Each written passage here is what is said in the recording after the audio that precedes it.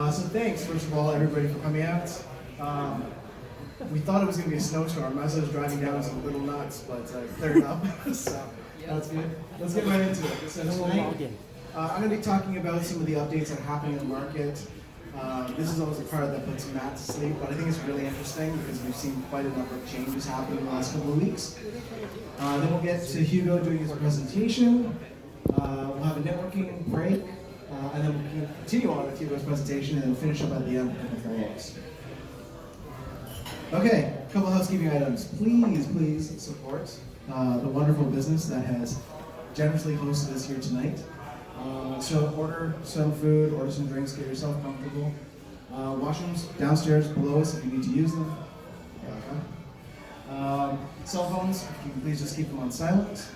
And we are recording tonight's presentation, so if you need to, don't worry about like taking out your phones to take pictures of slides. Of course, you can do that if you want, but don't worry too much about that because we will be sending out a recording afterwards. Any questions before we move on? Make sure you're on our mailing list. If you're not on our mailing list, you won't get the recording. My favorite slide is our legal disclaimer. It's nice and big font there so you can read it. Basically what it is our exclusive remedy for dissatisfaction with the content of the presentation is to stop your participation. So if you don't like what you're hearing or you don't want to participate, just you can leave. You can move. But anyway, that's that. And let's get into the meat and potatoes now. So. Who the heck are we and how did we start? So many years ago, I met Matt at a meetup actually kind of like this one.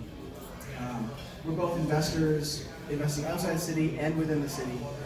And we came to this realization that our properties in Toronto were doing better, there were less headaches, but we seemed to be the only, well not the only, a very small group of people who were doing this Toronto investing. And everybody we talked to was like, you can't invest in the city, it's difficult, it's expensive. And so that's part of what started Volition. We think of ourselves as kind of the mythbusters of Toronto investing. And that focus, that attitude, that working on not an easy market has garnered us a bunch of awards and speaking events and presentations. We've been on HGTV. So it's been good for us. And what do we do exactly? So as investors first, we found the journey difficult. And we started to create a community and build a network to solve all the problems that we were running into. And that was actually what created Volition. And Volition is basically 4 different things. So the first thing is advisory. So advisory is exactly what you're going through here tonight. It's education. It's learning about things. It's getting guest speakers like Hugo, who's active on social media. It's basically is that part of the disclaimer? I couldn't read it. Yeah. Getting me up on TikTok or whatever it is. But it is also one-on-one consultation because oftentimes this gets deep and confusing, and you're trying to figure out should you be using a BRRRR strategy or should you be tearing down that house and rebuilding? What are the challenges with the municipality? Like we get very deep there. And that's what we offer through advisory. The second pillar of Volition is realty services. That's what I run. So basically, realty is taking the plan that you've designed in advisory and executing against that. And it's not the same plan. It is a custom plan. So, let's say you're somebody who has some construction experience. How do we take your construction experience and knowledge, leverage that, and find an investment property that makes sense for you? Or let's say you're looking for a place that you can live in and maybe your parents come live there later. What's the property that works for you that you're leveraging both the place for you to live but still makes as a sound investment for when you're not living there anymore. It's just a straight rental property. Oftentimes those places need renovation. Right? If you've ever been to houses in Toronto, they're like on a scale of yucky to kind of yucky, right? Like and everything that's really nice is really expensive. So oftentimes we need to leverage renovation strategy. Sometimes we're splitting into multifamily. Sometimes we're doing simple kitchens and bathrooms, but we can help there. And the last part is community. So we've got a whole bunch of our clients in the room here. The community is what he's the most proud of, and that's basically investors helping each other. So this is our things like our WhatsApp chat, our client get-togethers. When somebody's like, I've got a raccoon in my house or in my roof, what do I do? Who do I call? That's really where the community comes in and helps. This is the team. You probably met a whole bunch of us tonight. Smiling faces there. Oh, actually, let me formally welcome Sally. Thank you.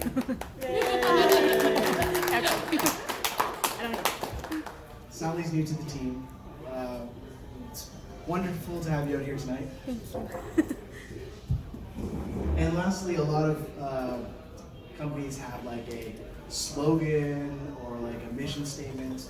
We have this. This is our mission statement. We really try to be that eraser in your real estate journey. When we were going through the process ourselves, me and Matt and the rest of the team, it was really confusing. There was tons of different options. I was just chatting with a client at the back about all the different things that she's trying to evaluate right now. We really try to help simplify that process and do the analysis for you and the synthesis of the solution. So just a reminder to our clients who are not on the WhatsApp chat, we apologize, please let us know. If you don't know if you're a client, then that's a bigger problem. You should know if you're one of our clients. But let us know and we'll make sure that you're on there. Okay, let's dive into what's happening in the market. Very exciting this last couple of weeks. So what I'm going to show is the data that we've seen for like overall Toronto. Then I'm going to dive into like our neighborhood by neighborhood specific data. And then you're going to see it doesn't match up with what's actually happening in the market. So if you look here, this is sales volume, right? So just this overall number of sales happening. And you can see here, right now in 2023, we're way down, like a lot less sales transactions happening than previous years. And then from the months leading up into this, in 2022, also a decline in sales volume, right? So just not much stuff selling. And it made a lot of sense as interest rates were climbing, especially on the investor side. It's difficult to take action when you don't know if your interest rate is going to be up another 2 points in a couple months' time. Hard to figure out is your property or cash flow. It's hard to just take action. But we started seeing some stabilization in the market happening, let's say kind of November, December, in terms of pricing, especially here in the downtown. But it's not quite reflected in the sales volume. And that's because sales volume is a lagging indicator. Right? It's only telling us what's happened 30 days ago. In a couple weeks' time, when the March stats come out, I don't think we'll be as high as 2022, but I guarantee we'll be at least as good as 2020. You're going to see a recovery in sales volume.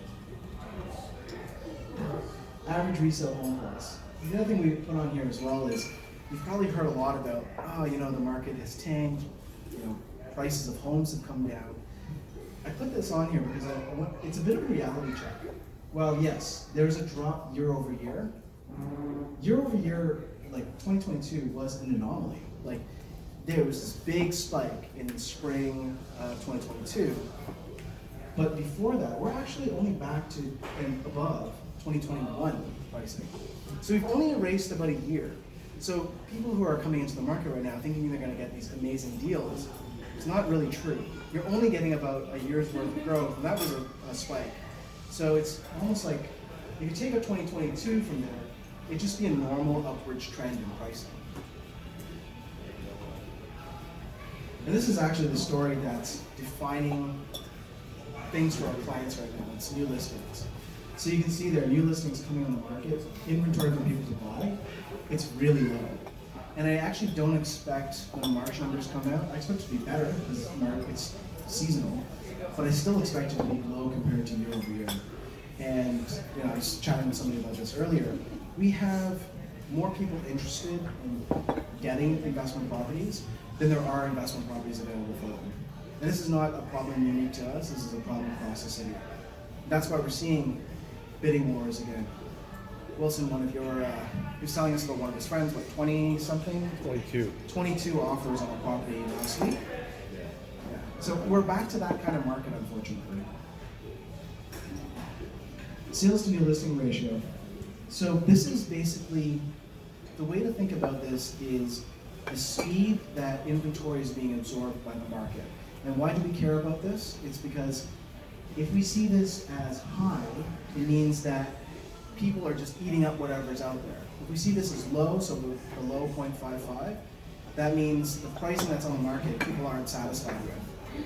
And what we're seeing right now is right around the kind of 0.6 to 0.55 range, which means in February was probably as close as we're going to get to a balanced market.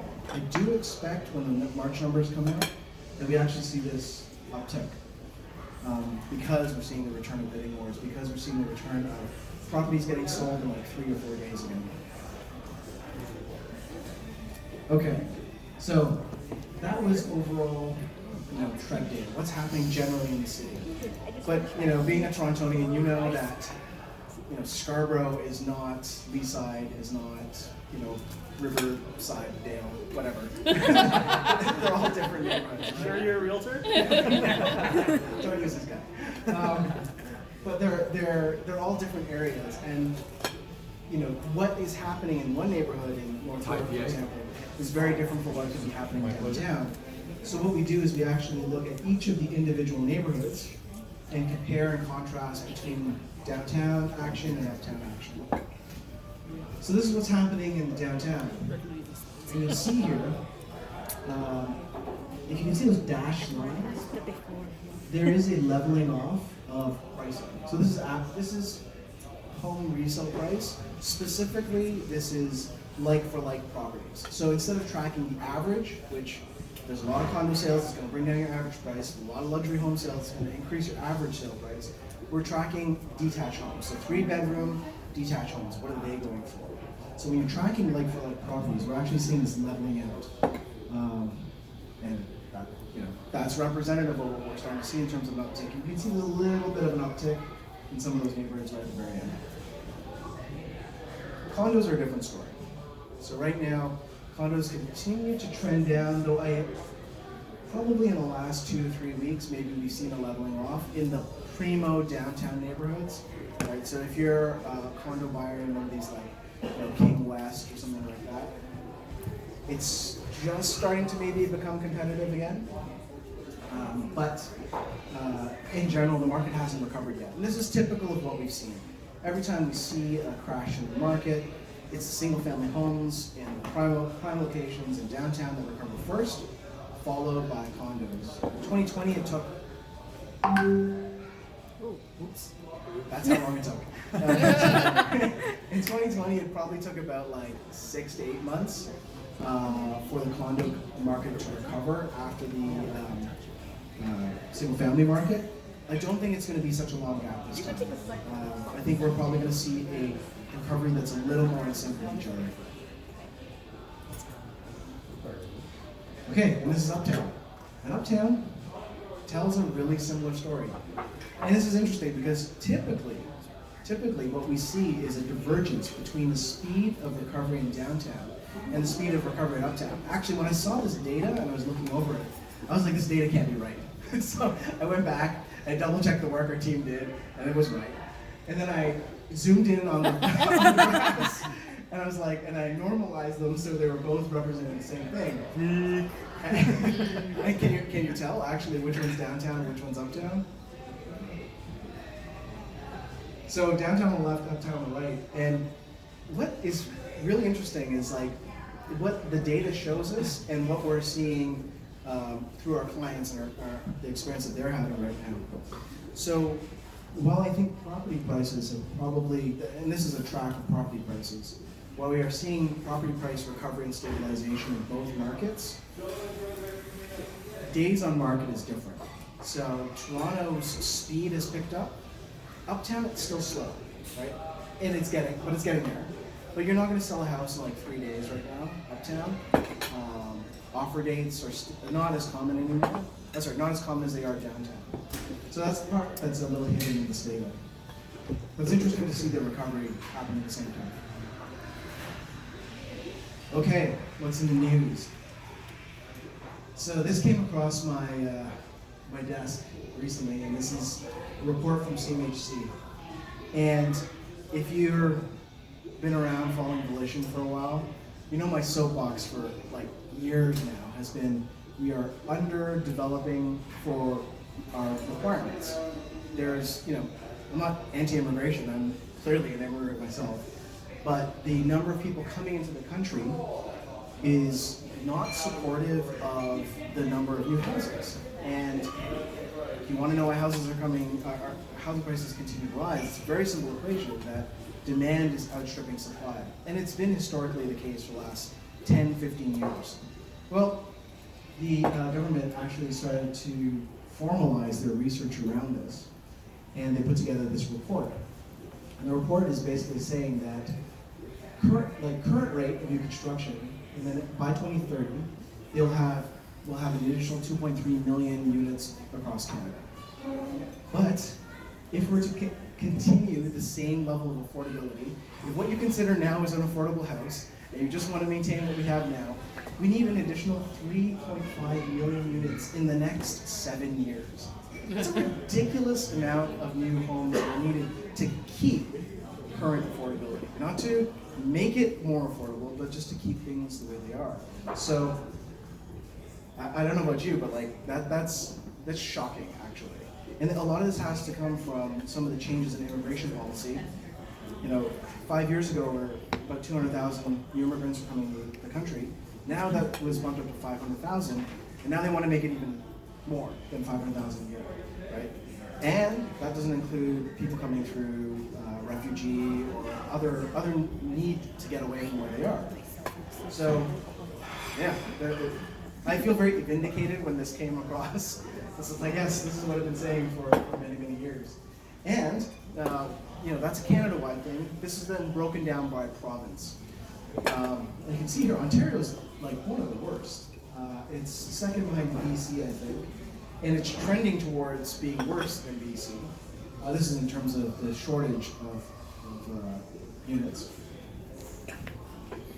And this is the housing stock to population ratio. So upper is better, as in the higher up and right you are, the more housing supply there is. And you can see everybody's kind of neutral except Ontario. We're trending worse out of all these provinces that were analyzed.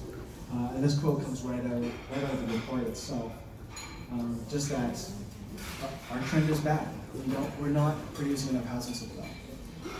So for us as investors, and not even as investors, if you just want to be a homeowner, unless you truly believe the Ontario government is going to somehow magically, along with developers, create millions of units of supply in the next 7 years, prices are going to continue to trend up, at least over this period of time. Now, if there's a massive change in immigration policy, or somebody says you can build skyscrapers, completely rewrites zoning, those are possibilities, but I highly doubt these things will happen. We're in a state where we're going to have less and less housing supply. Therefore, prices will continue to increase. You want to tell everyone about our conversation directly with CMHC? Yeah, CMHC actually reached out to us to talk about this problem because they know we're leaders in this space, and they're like, well, what would you guys do to solve it? We gave them our 2 cents. We said that development is too difficult. The missing middle is missing because it's too challenging. It doesn't make sense financially for most developers. It's too wrapped up in red tape. So I said, if you can take care of those problems, people will absolutely develop the missing middle. You look at a city like Montreal, that's kind of what we call us, that's a place that's done a much better job of catering towards this. If you don't know what missing middle is like medium density housing. So like triplexes, walk-up apartment buildings, 4-story, 5-story, 6-story type stuff. And if you walk down the streets of Montreal, you'll see these like triplexes just everywhere. Like every house is some sort of multifamily triplex. It's really, really odd that I can leave this restaurant.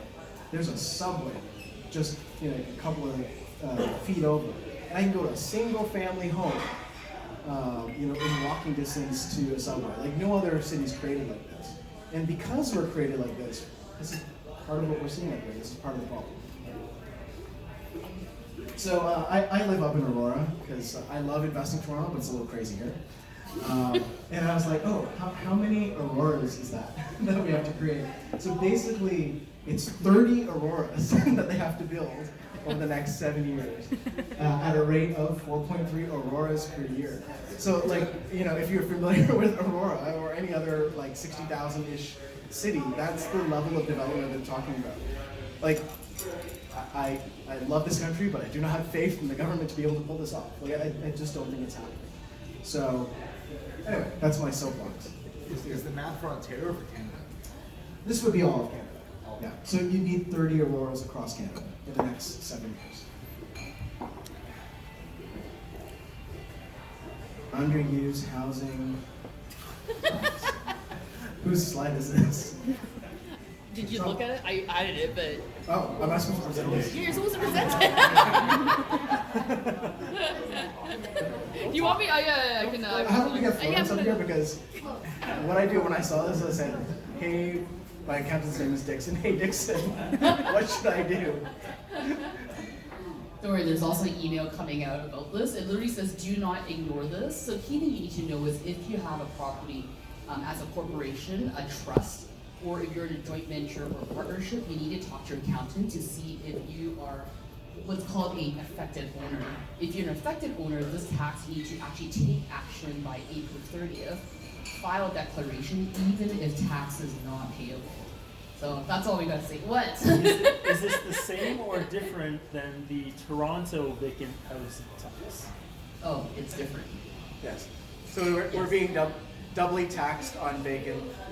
You can be doubly taxed on vacant properties, so make sure you complete this. This must have been the form that Dixon had me complete a couple of days ago. So Yes. I didn't do my work. Action required. Action required. Thank you, Lava. Lava is our vacant home tax, underused home tax expert here. Pick of the week is. You don't read the slides. I read all the slides. I didn't know. I literally said read the slides.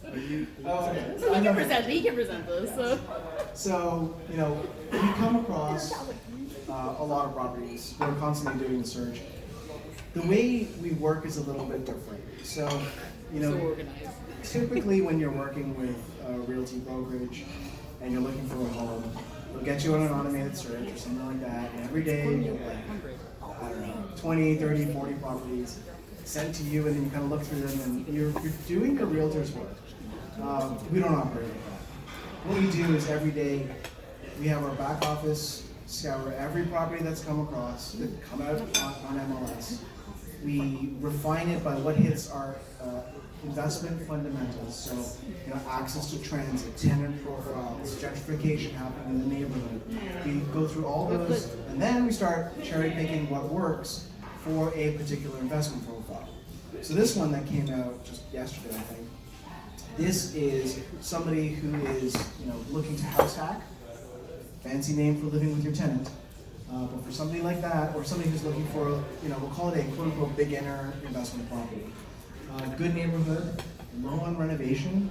I think that's one of the big things is usually when you're getting into this price point, capital is something of concern here. You probably don't want to spend another $50,000, $100,000 on renovation. That's very common in most properties in this price range. It is with offer date though, so it'll probably sell 1, 2. Could be a hair under that. Yeah. Could be a little bit under that.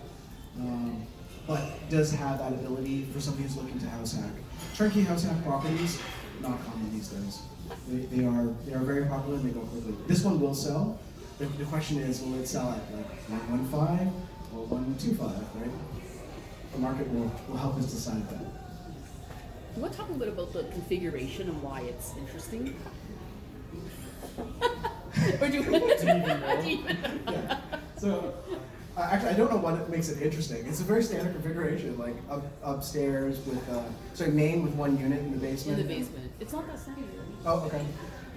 I see a lot of these, so maybe it doesn't seem as interesting. So the way it's configured, oftentimes what we see when we're looking at multifamily properties is we see like 1 floor per unit. Right? So you'll have a basement unit, you have a main unit, you have an upstairs unit. One of the reasons this makes it a little bit more, I guess, interesting for somebody who's looking to live there is the basement and main have been combined, so you have more of an owner's suite, right? So that's a 3-bedroom setup, I think. Is it the main and No, basement? 2 bedroom. Yeah, so 2 in the main and then 1 in the basement, and then top floor setup is a 1-bedroom, 1 bathroom. So if you want, let's say you could live in a 1-bedroom, 1 bathroom, kind of like a condo. You can live up in the top unit, rent out the bottom one. I think the bottom one was what, 2,400? 23. 23? So, you know, live in the house, in the 1-bedroom upstairs, have the existing tenant there for $2,300, and have your mortgage basically subsidized by $2,300 a month. Or flip it around, you want to live in the big unit. How much was the upstairs renting for? Do you remember? 18,000. 18. That's pretty good for a 1-bedroom, actually. So, you know, live in the 2+1 main and basement unit, rent out upstairs for $1,800 a month, and have your mortgage subsidized. So the call out here, just in case you didn't You hear. hang on, you give, yeah. Oh, okay. Yeah. Oh, it's connected. It's not wired. wireless. It's wired. Okay. Okay. Hello, everyone. So Flo is right. I couldn't help myself. I should have Flo bet $5. is like, nah, you don't have any slides, but I know you're gonna jump up here and talk anyway. The call out here, just in case you didn't catch it from Ming, is that a normal configuration for a duplex would be main and second is 1 unit, and basement is the other unit. That's a very common configuration because that's what a mortgage helper typically is, right? So you live in main and second, you rent out the basement. Or if you want to make that more affordable, you'll live in that basement and you'll rent out main and second. The problem is, for a step-up buyer from a condo, they don't necessarily want to live in a basement. They live in a nice condo. They don't want to live in a basement. This provides an alternative where there's a separate unit on the 2nd floor and main and basement is combined into 1 unit. So this creates more affordability than a typical layout where main and second is combined and basement's a separate unit. Did that land? Do you understand that? Okay. So I want to make sure you understood. That's a good call out, because that is what makes this place more interesting versus what we typically see as Matt mentioned. If you have any questions, ask the team. They've all been briefed on it, and they're all expecting you to talk to you about it, unlike me. It was like surprise. Okay, I think that's it. We'll No, turn it that's over. an intro slide. Oh, there's an intro slide. Surprise. Maybe you'll just present the whole thing today. Geez, Hugo. We've known each other for what, like 7 years now? I met Hugo at a meetup kind of like this. We had met somewhere else and I was like, hey, what are you doing here? Hugo's deep into investing himself, and one of the few brokers that we really trust to hand over our most complicated, convoluted client portfolios. People with professional corporations, people who have businesses, also regular folks as well. And as a result, him and Tyler, they have a very successful company. Vine is all across Canada now. We've got Edmonton or Calgary locations, and Vancouver. Everywhere. Everywhere. Big province, I'll tell you. Yeah, and I'm real jealous because we started businesses at the same time. We're not all It's about quantity, not the quality. It's just about quantity, guys. but needless to say, Hugo and his team really know their stuff. They wouldn't have gotten to the success that they have today if they didn't. And he serviced myself as well as a lot of the team. They do $1 billion plus in financing. Billions. $2 billion. $2 billion this plus last year. annual. Whatever. Yeah, $2 billion in financing. It's only quantity though. Falls Make sure that it's quality. That's annual, that's not cumulative. That's not that. out of Like Hugo's over back my pocket. history, that's every year. Every year, billions. Anyway, we're delighted to have him here. Hugo's a regular speaker for us. So I'll hand it over to you then. All right. Okay, we're gonna swap the slides. So Yeah, we're gonna One see how the moment. slides Got are. you. Go ahead. The WhatsApp too.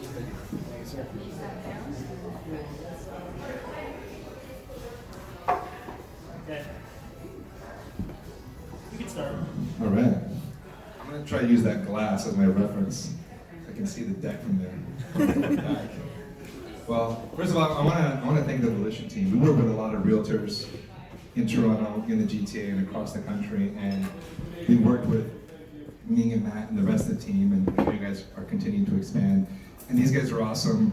You know, our job continues to get harder and harder because financing continues to be more and more difficult every year, every month it seems. But these guys do an amazing job. Yet they do bring us a lot of complicated stuff.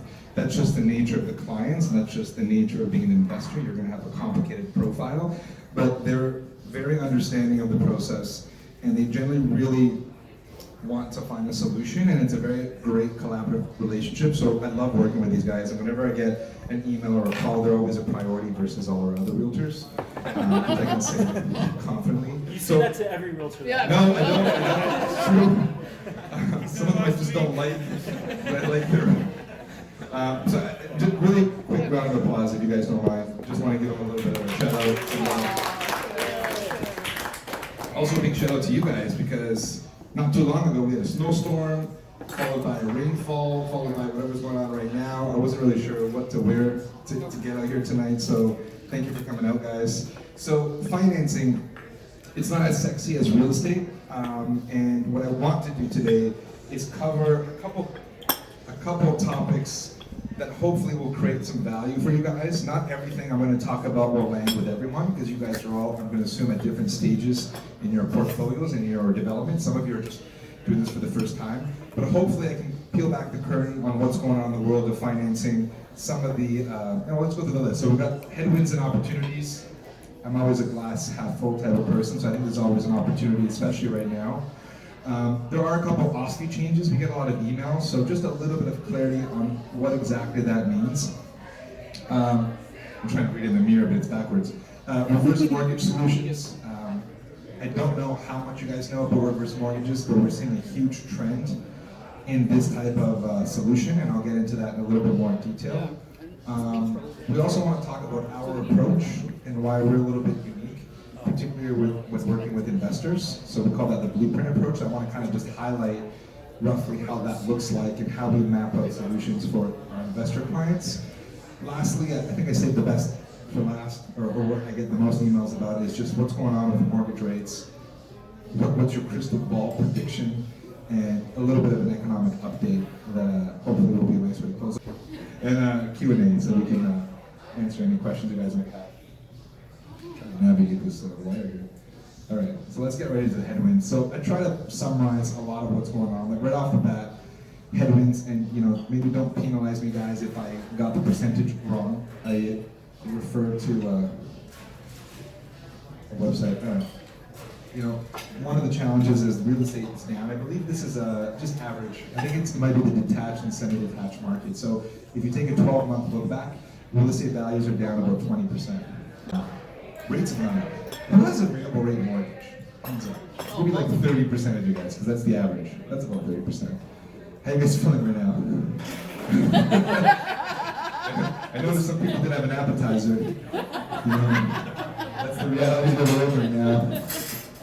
Rates, I think the worst has happened, and I'll get into that a little bit later, but yeah, we've seen rates go up 4.25%. That's crazy. Rates were, 4.25% is actually related to the Bank of Canada rates, which affects prime. I remember when prime was, I think it was just under 2.5%, like January, February last year. So the fact that we've seen the rates rise so much, it's just nuts. But that is a reality that we've had to deal with. That's a reality that as an investor you have to adapt to your business. So prime, if you haven't already noticed, once in a while I have a phone call with someone who hasn't done any financing for a year, and they have to ask me 3 times. They're like, prime is 6.7 now? I thought it was 2 still. I'm like, no, man. So that's what prime is. That's why it's on there, just in case you guys didn't know. Obviously with the higher rates, the stress test, and I don't know how much you know about the stress test, but it's basically a formula that we use, that we're required to use, or anyone who's trying to get a mortgage, to determine your affordability. The stress test, because the rates have gone up, has gone a little bit harder to qualify. about 20% less. Because I know some people are visual, that's what that looks like. Now don't hold me to that, that's just kind of a guide. But essentially what that means is, if you make 65 grand, and the income on the right side is income that we can verify. So if you operate a heavily cash operation or a business and you're not disclosing that to the government, this doesn't really apply to you. But if you legitimately declare this income, that's what this is all about. So roughly for 65 grand, you're at $250,000. If you're trying to get $1 million mortgage today with today's rates, family income is about $230,000. And I have a little asterisk there that doesn't include rental income. With rental income, so some of the examples that these guys were sharing, is going to completely change that formula. As soon as you start adding rental income, especially if it's 2, 3, 4 units, it makes the math a lot more attractive. But I just wanted to give you a bit of a visual. That's kind of the reality that we're in right now, that we're navigating. So let's talk about the opportunities. That's what really matters, in my opinion. So one of them is, I think we mentioned it, real estate's down. So if you're getting to the market today, one of the biggest things that we get asked is it a good time to buy? And I always say, look, I think it's always a good time to buy real estate if your objective is to hold them over time, particularly in the Toronto or the GTA market, where historically we've had growth over the last 30 plus years. But if you look at real estate values compared to last year, year over year, we're at about 20% discounts, more or less. So there's an opportunity to get into the market where you will be saving some money versus having bought it last year. For example, I purchased my primary residence in the middle of a bidding war, and I definitely paid more than I needed to, so I didn't benefit from this advantage. So you guys can certainly take advantage of that now if you're looking at getting into the market.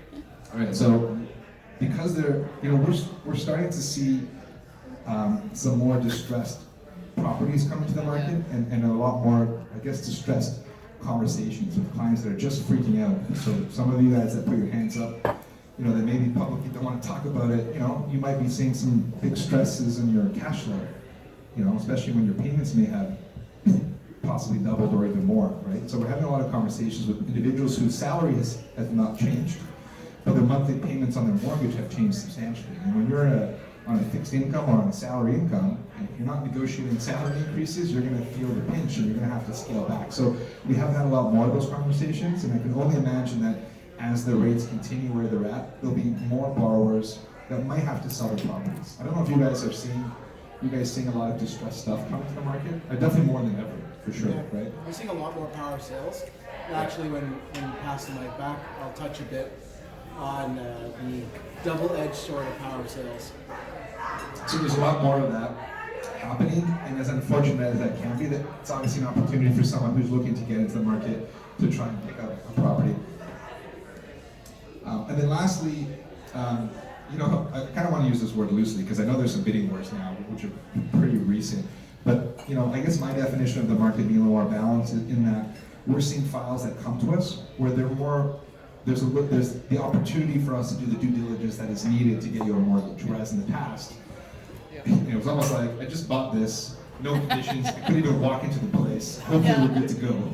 That was our life for like 2 years. It was wild. I was like, I don't even know how people are doing this.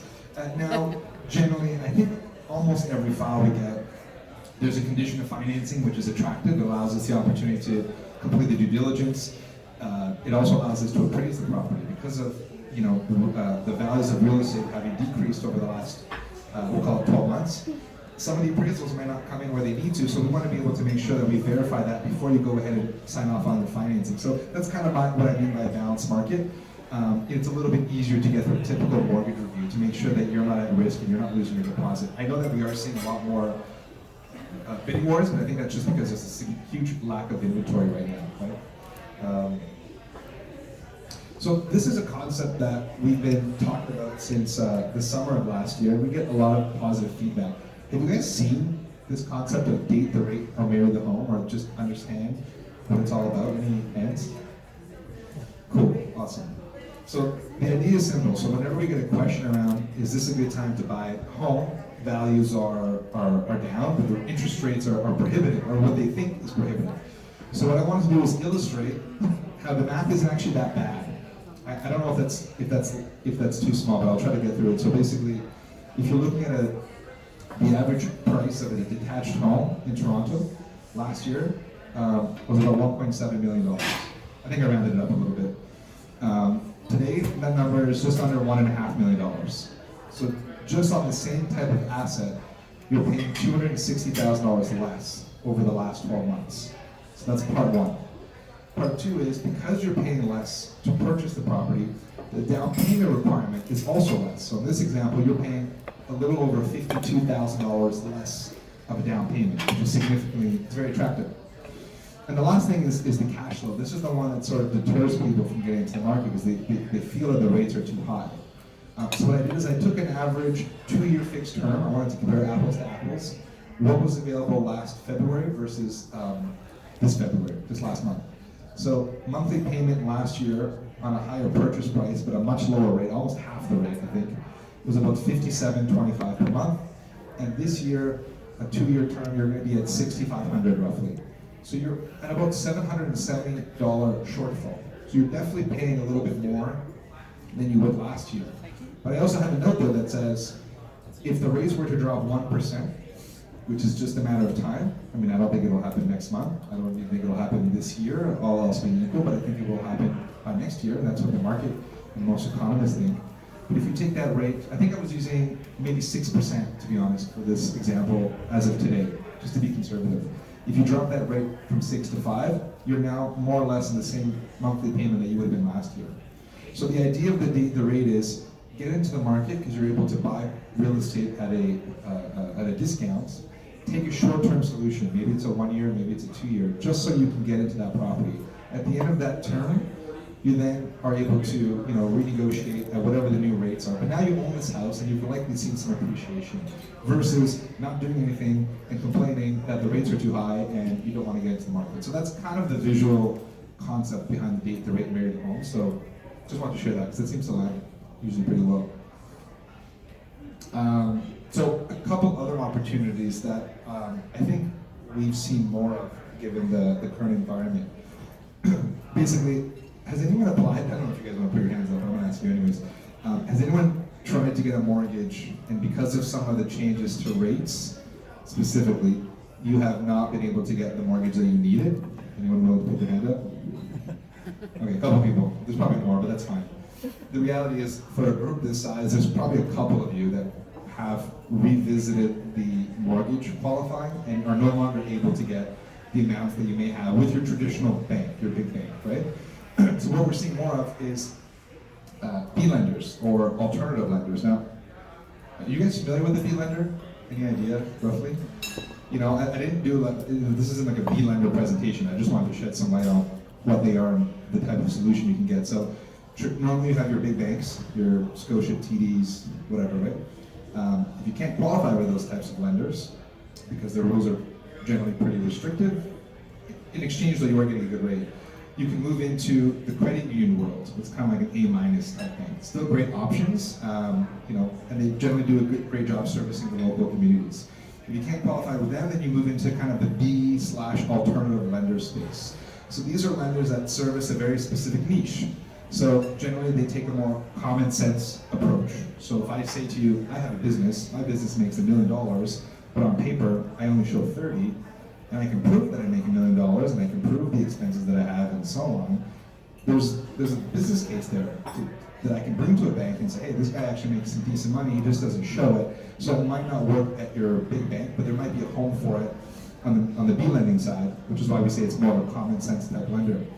So they are going to allow for much greater qualifications. So how much you would get at a bank is going to be a lot greater with a B lender. They're going to be a little bit more willing to expand that for you.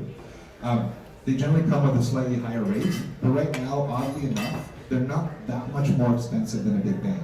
So the average big bank on a 1-year term is probably in the 6% range, plus or minus. A B lender is going to be in the mid-6s, maybe a little bit lower than mid-6s right now. So they're actually not as expensive as some of the big banks. And I think I have an example right after this to give you some math as well.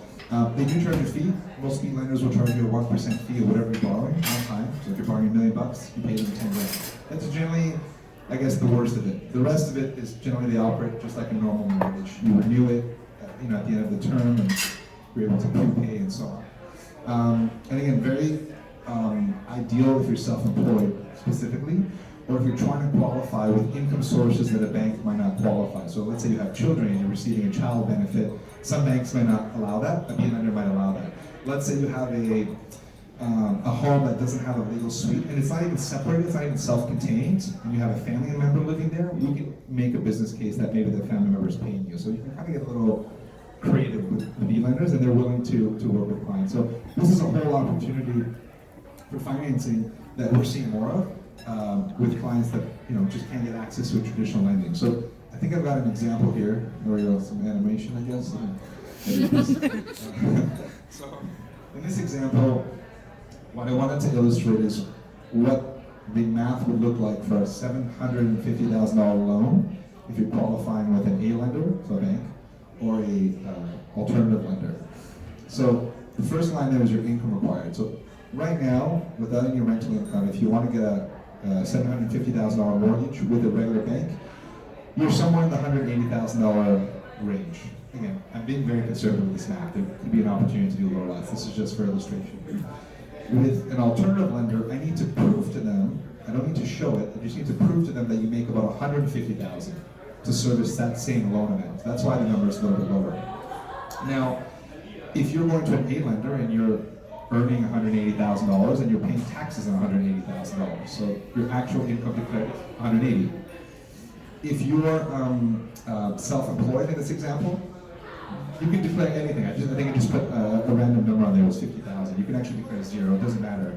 What I need to show the bank is what your business is bringing in through business statements. I'm not too concerned about your tax return. But in this example, I just said this client makes $50,000 on paper. That's what he shows the CRA, and that's why he can't get a mortgage at a big bank. So the next line is what your monthly payment would look like today with today's rates. I think I used a 1-year term for both lenders. So you see slightly higher, $47.50 for a B lender, $45.75 for an A lender. Now the next line is the tax cost. So what I did was I took the average marginal tax rate for Ontario at $180,000. You pay about $59,000 in taxes. That's just what the tax cost is today. If you're declaring $50,000 in income, your tax bill is only $7,500, right? So the next thing is the interest cost. So because there's a slightly higher rate, I calculated what the cost of interest would be for each lender. So I've got $45,000 versus $48,000. There is no fee normally for an A lender, so it's zero. And I used a 1% fee for the B lender. That's what the $7,500 is for. And if you add it all up, you're actually paying a little over $41,000 more by the time you factor in interest, your taxes, and so on with an A lender. So there's a massive, sometimes misconception with a B lender, especially for self-employed individuals. I normally would say to a self-employed, why are you so caught up on trying to make this fit with your big bank when you're only showing $20,000, $30,000 of income, when you can get this done with a B lender, not have to inflate your income, and maybe in a year or two we can then move you to a bank. So that's kind of generally the strategy, is just get you into the home, find a solution that makes sense, and then pivot from there. So that's kind of I think a pretty good illustration of that. So I'm just going to take a second to stop to just share a bunch of stuff with you for a check-in. Any questions so far? Awesome. Okay. So let me get into the OSFI. OSFI is the regulator in Ontario. So there's been a couple changes that have popped up in the news that we get emails about, and I just wanted to clarify some of them because they're a little bit confusing. So first off, the changes that they're proposing are under consultation, which means they haven't been finalized, and they might not even happen. They're just proposing some of these changes, and they're asking for industry partners to critique and comment, probably similar to the CMHC interview you guys did, and share feedback before they go ahead and impose potentially some of these changes. So what they're talking about is GDS and TDS. So these are the ratios, so gross debt service and total debt service. This is the math, or the ratio that we use to determine how much of your income is being serviced by your expenses. So if you make $100,000 and $50,000 of that is going towards your mortgage, taxes, heating, car, whatever, then your ratio is 50%, which is pretty high, right? So they want to revisit these ratios and make them a lot more conservative because they feel that lenders have a very high percentage of their portfolios with these very high ratios. So they want to revisit that. Currently the ratios are about 39 and 44 on average. more or less. They want to revisit those. I don't know if that means they're going to reduce them, possibly, but that's what they're talking about. They also want to revisit how non-insured mortgages are qualified. So you've got, for simplicity, there's two types of mortgages. There's a insured mortgage, which is when you put less than 20% down. Generally, it's under $1 million. Or there's non-insured mortgage, which is when you put 20% or more down. So a lot of the stuff, anything over $1 million is going to be non-insured.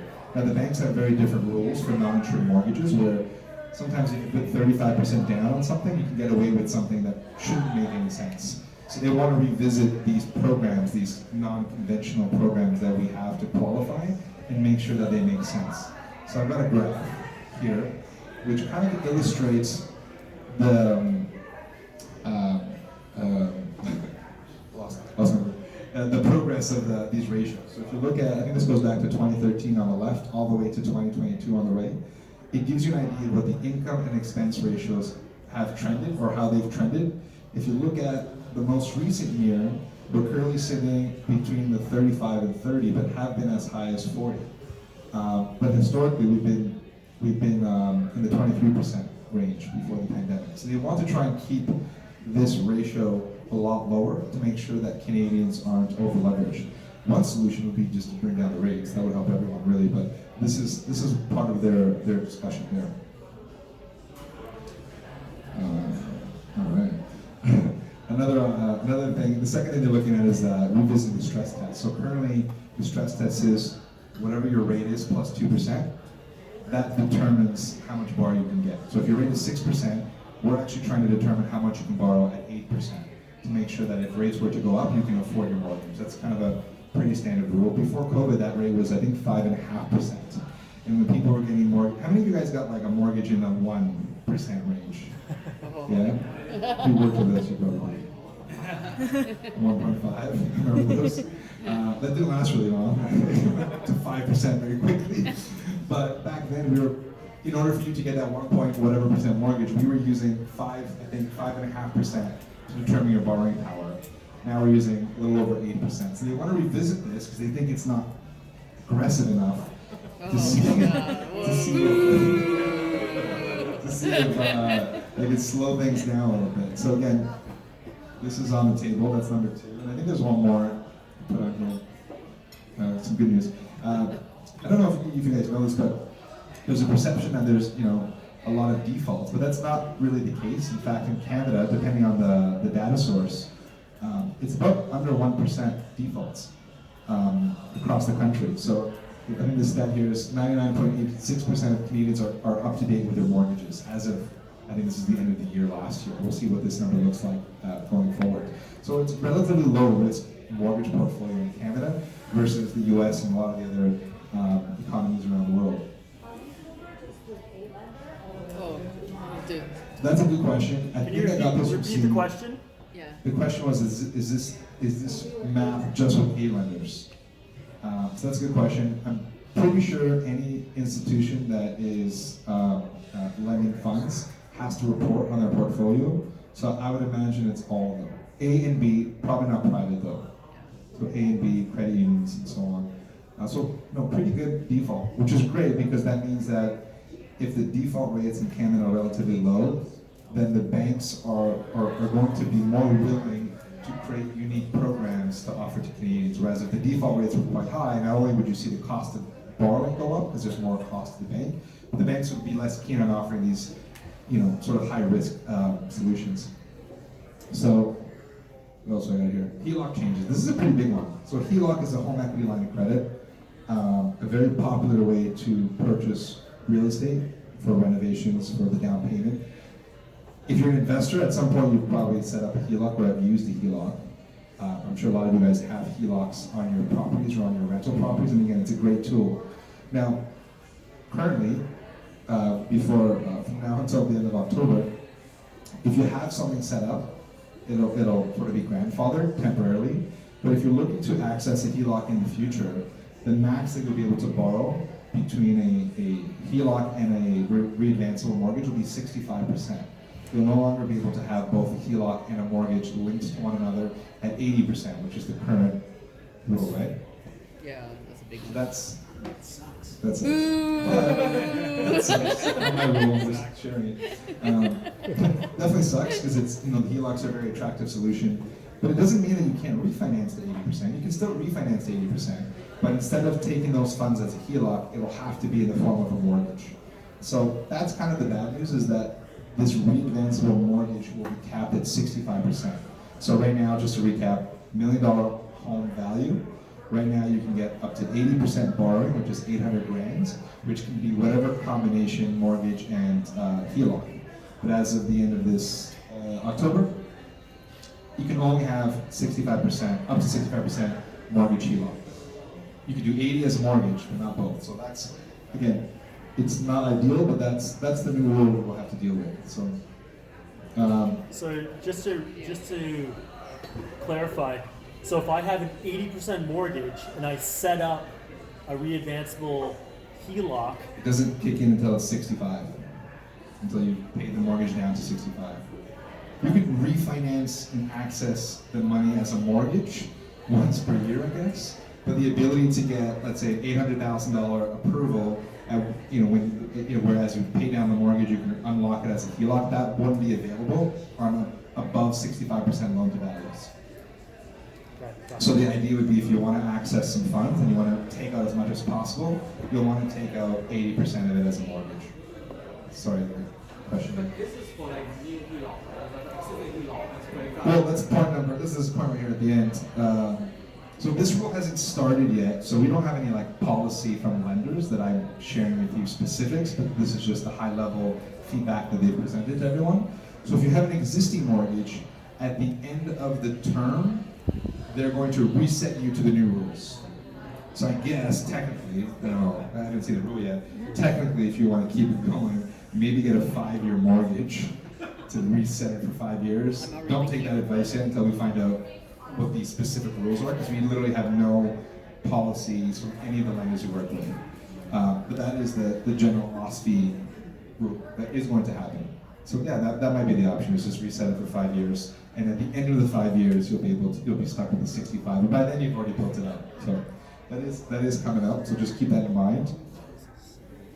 So I guess the last thing on that is, if you're looking to purchase something and would like to use a HELOC, you probably want to take advantage of a refinance before October to grandfather yourself in, at least until your mortgage is up for renewal. So just keep that in mind. So we'll be reaching out to you guys. We'll reach out to you, don't worry. So, I got another check in here. I think I included a couple, because I know some of this stuff can be a little bit dry. So I'm just going to take a bit of a pause. I don't know if you guys want to take a formal break, or I can just keep going. Do you have any good news? I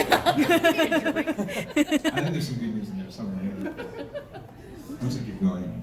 There's hey Hugo, is it okay if I want to describe the impact of the HELOC. Yeah.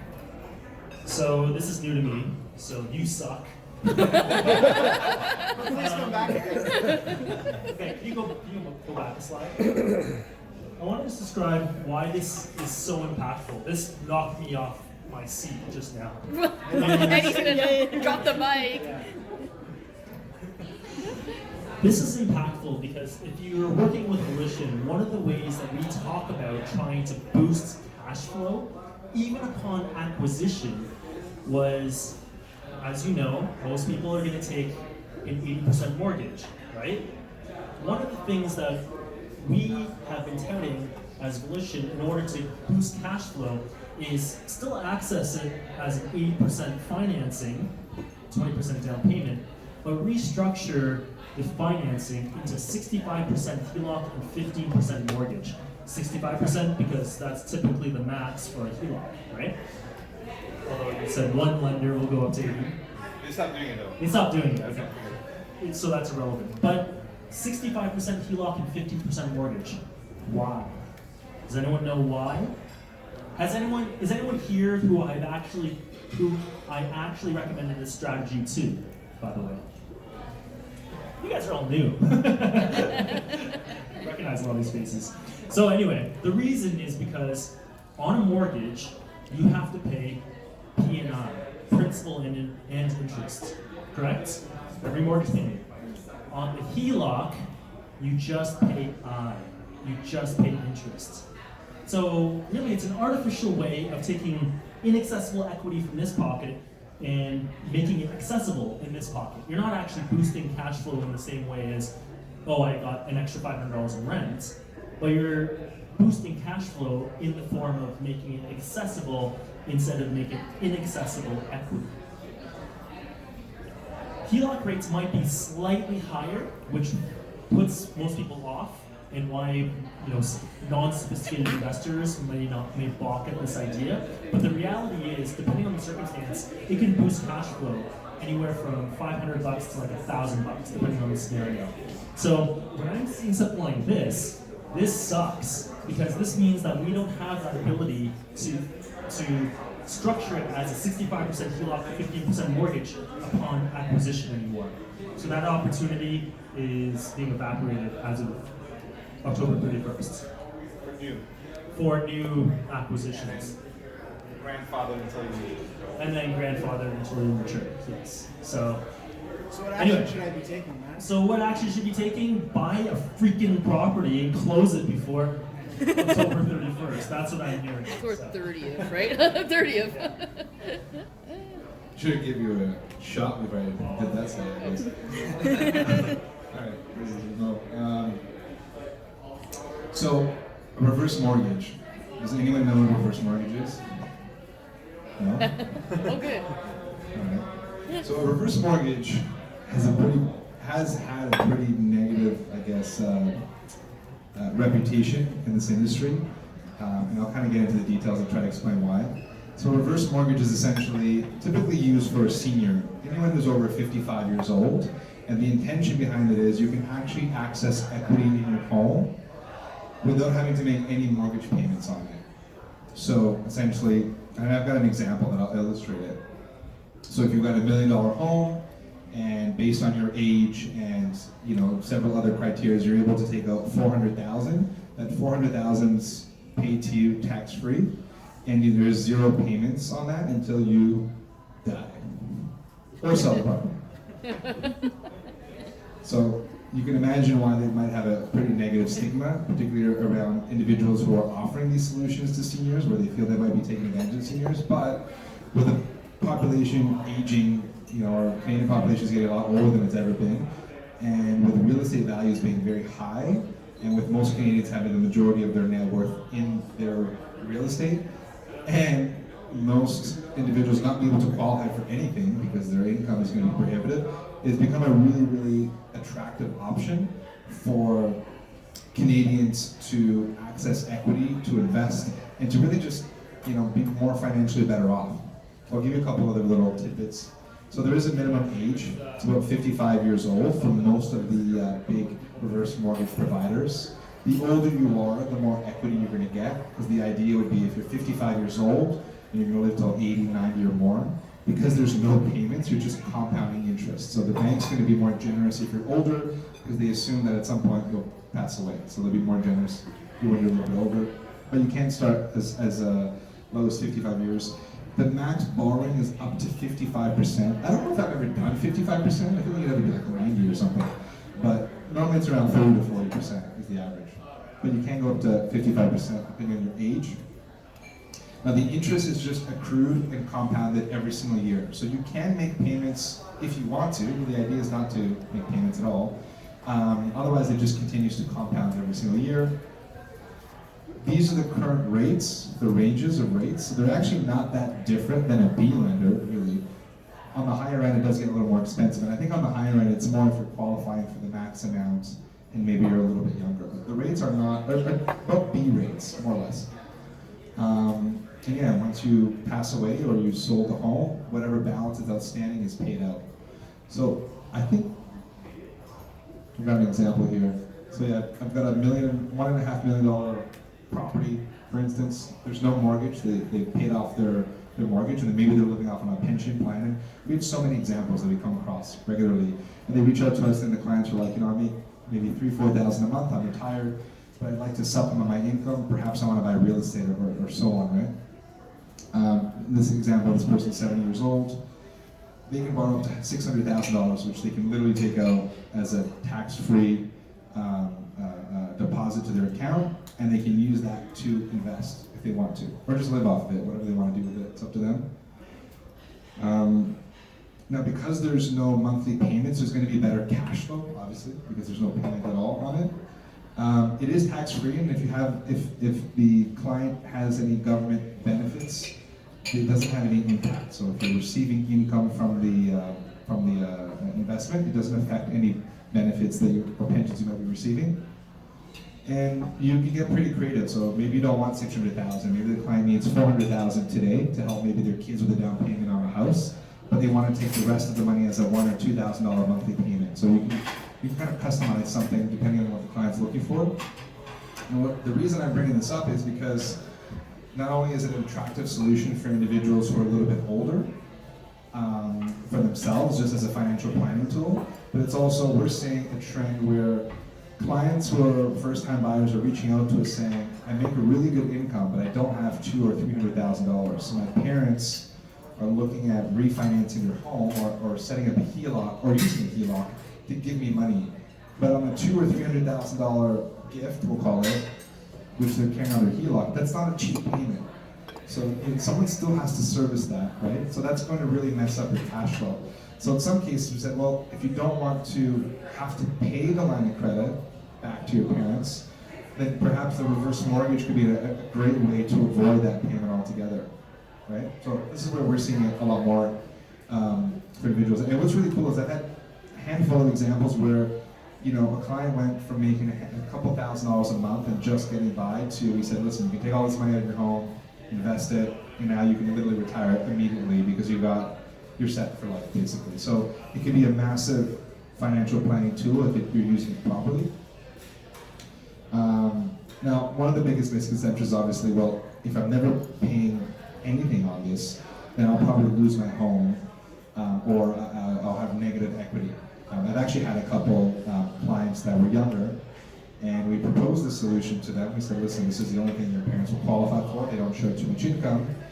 And even if we got them a mortgage, it would be at a very high rate, and they can't even afford to make the payments on it. So I don't recommend it. I think a reverse mortgage makes sense. And these particular kids were like, we don't really want to do it, because they're like, this is our inheritance, and we don't want it to be eroded. So I thought it was a little cheated, but I wanted to show you the math. So I took this off one of the calculators.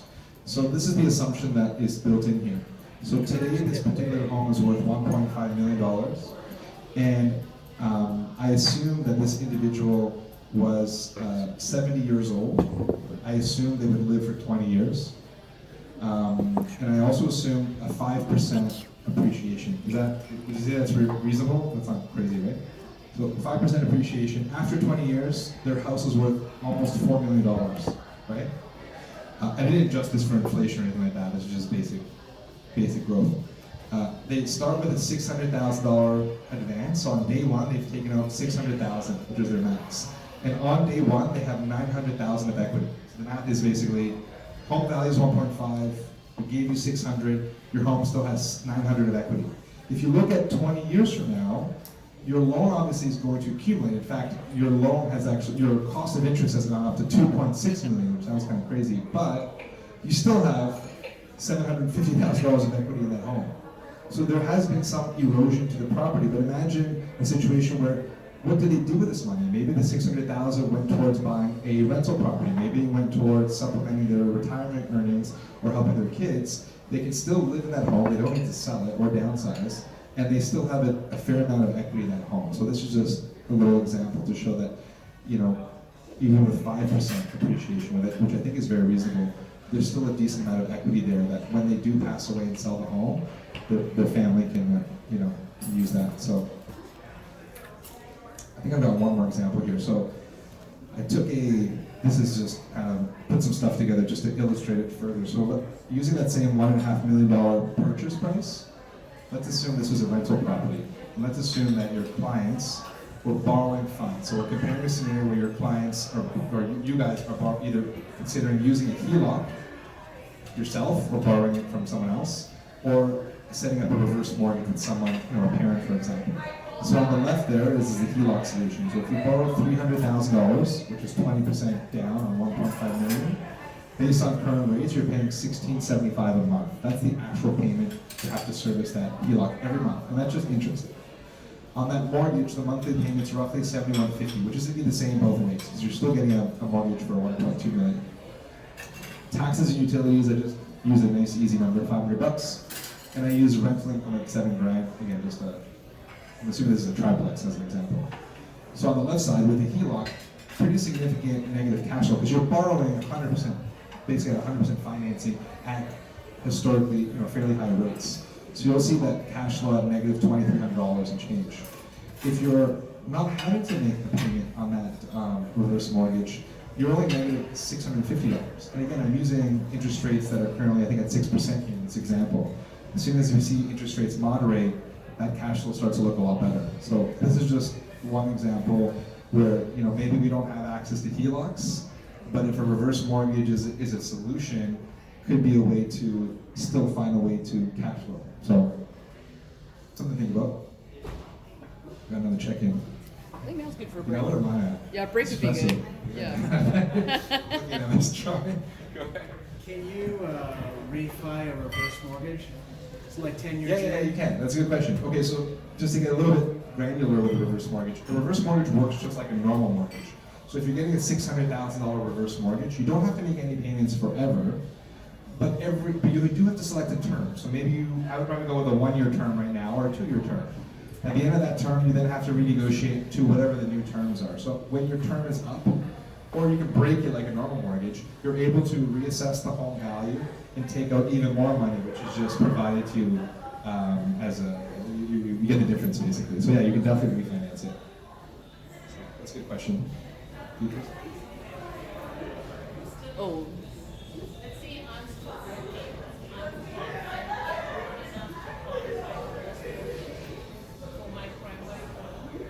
You know what's great about the reverse mortgage is it's literally based on your age and the property value and how much you want.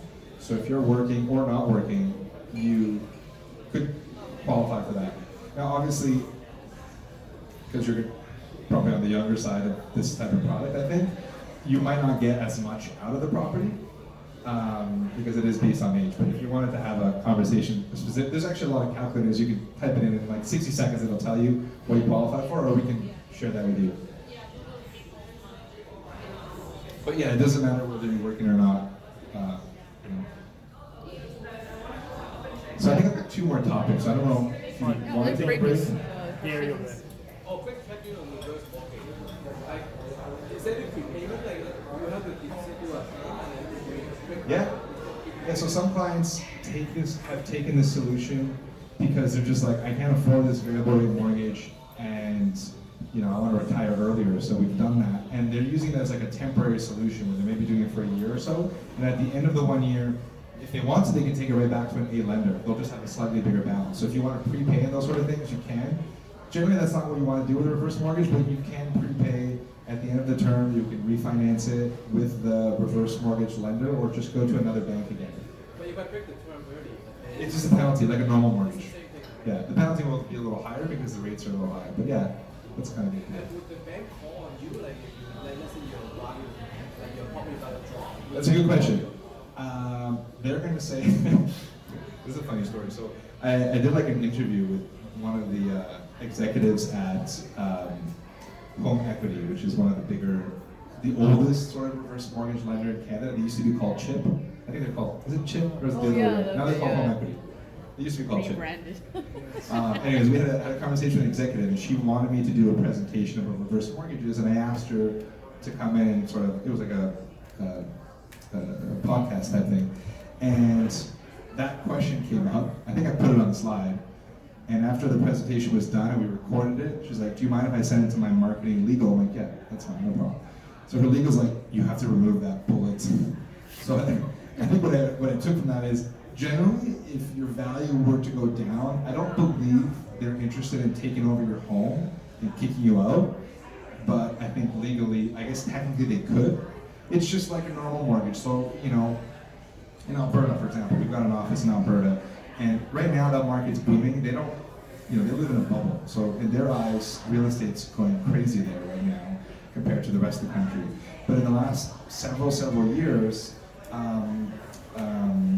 they've actually had flat and decreasing property values. And only in that market have we had agents say, hey, you know what, my client's mortgage is up for renewal, but the value of the mortgage is actually lower than the property value, or greater than the property value, sorry. So in those examples, they have not foreclosed on them or forced them out. Because again, none of the banks or B lenders want to be in the news for having kicked you out of your home. Generally, you know, having worked at a bank myself, when you have these rare situations where the client just can't afford their home, the banks will do everything possible to make it work for you. So they might refinance it. In the news right now, I didn't put on the slides because I think it was just announced in the federal budget. You know, they're looking at offering extended amortization. So at the end of your mortgage, does anybody have a just side question? Anyone have a TD mortgage? Okay, variable TD mortgage? Do you guys have like 70-year amortizations? Yeah. 7 years? Crazy. You Yeah. said 80. Is it RBC like It's because Yeah, RBC too. well, yes, not every lender. So the reason for that is TD and a few other lenders, not everyone though. If your payment is, let's say, $2,000, let's say half of that is principal, the other half is interest. As the rates have gone up, they've gone up 4.25%. What happens is your $2,000 payment starts going almost all towards interest. And at some point, you're not even making the minimum interest payment. But the banks, for the most part, haven't reached out to the clients and said, hey, listen, instead of $2,000, you should be paying $4,000, right? So what they're doing, or what they're offering to clients, is on renewal, if you're with some of these banks, they'll offering you the ability to get extended amortization if you have to because of distress or whatever. So we have seen mortgage statements with, I think the highest I saw was 80 or something crazy like that. So, you know, kind of wild, but that's happening. It's renewal, right? This is not, you already have something with them and it's automatically. Yeah, so I mean, that's a good question. I would imagine if you went to your bank and said, listen, I can't afford these payments, the banks will generally always have options to make the mortgage work. And I've seen cases where they've re-amortized a client mortgage, but generally it's happening on renewal. Because, you know, can you imagine your payment's $2,000 at an 80-year amortization, for instance, but your payment should really be $4,000? If you went to any lender but TD in this example, they're going to say, cool, you can move to us, but we have to bring you back into the 30-year range, which means a $4,000 payment. TD's not going to say, well, I know you're not going to do that, so we're going to give you this random rate, and you're going to take it because you have no choice. So that's a reality. I mean, the banks will take advantage of that, I think, within reason. But as we start to see more of those, because it's only been like 11 months since we've seen these rates go up, as we see the renewals come to maturity, you'll see more of these stories. So we'll better understand how the banks are handling it. But historically, to your question, yeah, if the value of the property goes down and the mortgage is there, technically, and I think legally, they can take the home, but that's not normally the type of action they want. They just don't want to be the news for that. Right. Ming, I just wanted to thing on reverse mortgages. Is that cool? Sure. I was going to touch quickly on power sales Okay. that he mentioned. Anybody here have any experience buying a power sale? So I think they're very, it's very popular to talk about, especially if you follow a lot of U.S. Based investing. You talk about buying power sales. It's a very different reality in Canada. One, the default rate is much lower, so you don't come across them as often. Two, we've had the opportunity to buy power sales with our clients many times now, but not a single time has it actually gone through. The reason is not because we're not getting a great price. The reason is what we're giving up to get that great price. So we actually this past weekend, had an offer in a property that was under power sale, and the lender threw at us this 11-page Schedule C. And in those additional 11 pages of clauses, basically, they were asking us to waive every single possible right we could think of. Some of the hits from that were, they would only discharge their charge on title and nothing else. They were responsible for nothing else. I get it, if you're the lender, you don't want to be responsible for anything else. But you imagine, if you're buying a house that's under power sale, that person's had problems paying their mortgage. That's why that house is being taken back. Do you think that they would have had problems paying anything else? Probably have problems paying their contractor for the renovations or their bills, that house is going to be full of other charges, right? So basically, that document was asking us not to only be responsible for every single charge, other than the mortgage which they were taking away. There could be other mortgages on title. Like the person selling could have had a second or third mortgage on it. We have no idea. And what that document was asking us to take that off. There was stuff like they wouldn't, guarantee that there was no UV in the property, which is a standard clause now. It's a carcinogenic, insulative material that was used for a couple of years way back in the day. They stroked out that sort of standard language. So they're asking us to buy a potentially debt-filled, cancer-causing home, right? So just I want to make that point around power of sales. I think people get very excited when they see them, but every time our clients come up to one, we advise them not to buy them, given all the things that they're giving up in terms of protection. And if they're going to buy them, make sure that they're doing A, B, C, D, X, Y, Z to cover themselves, to get some protection back before they actually go through the transaction. Okay, cool. Thank you. Okay, so can you go back to reverse mortgages? Okay, let's go to your example. So go back. That one right there. Okay, so you and I have been working on this with a number of different clients, right? Reverse mortgages. Reverse mortgages were new to me, too. But Hugo opened my eyes up to the possibility, and now I'm advising a lot of clients to take a closer look at them. And the reason is because if you're approaching me, most of our clients are, in their late 20s, 30s, 40s. They typically have boomer parents. It's typically not the boomers themselves who are our clients. It is their children, their adult children, who are looking to invest in real estate. If you're 60, 70, you're probably, that ship has sailed for the most part, right? You're not that interested in investing in real estate. So it's the 30 or 40 somethings that become our clients. And then they approach us and they go, hey, I want to buy a triplex. We're like, okay, great. Do you qualify for this mortgage? Do you have a down payment? If the answer is yes, great. If the answer is no, one of my questions is always, who in your life is interested in supporting you in your real estate journey? And sometimes that answer comes back and the answer is, my parents. My parents would be interested, but I don't want a handout necessarily. I'm a grown adult. Like I'm not a boomerang generation going back into my parents' house, right, living in their basement. I said, you know what? I'm not suggesting a handout. What I'm suggesting is creating a win-win situation in which it could be a benefit to your boomer parents too. As Hugo was saying, maybe they're retired, maybe they're living off of a pension only, maybe they have a limited retirement income, and maybe we can work together to bolster that income. So how might we do that? So I have a conversation with them. So I'll throw out an example. It might be a little over the top, but we'll use it for illustration purposes. So I asked them, okay, do your parents own a home? Yes, they did. Okay, great. How much is the home worth? Let's say $3 million, right? It's a little high, but I'll just use this for illustration purposes. $3 million. Okay, great. How old are your parents? They're 70. Okay, great. So they probably qualify for one of these reverse mortgages. If you're, I think, 65 and above, you qualify for like 50% or more. They would get $1 million. They $1 million? Okay. So they would get $1 million in that example, Hugo was saying, right? Now, under what circumstances can they go up to 50% loan to value? Near death. Hugo, you're killing me. You're killing me. Okay, so let's take $1 million out of this example, right? Imagine the parents take out $1 million reverse mortgage against the $3 million property, right? The key here is zero debt servicing, zero mortgage payments. I can't overstate this enough.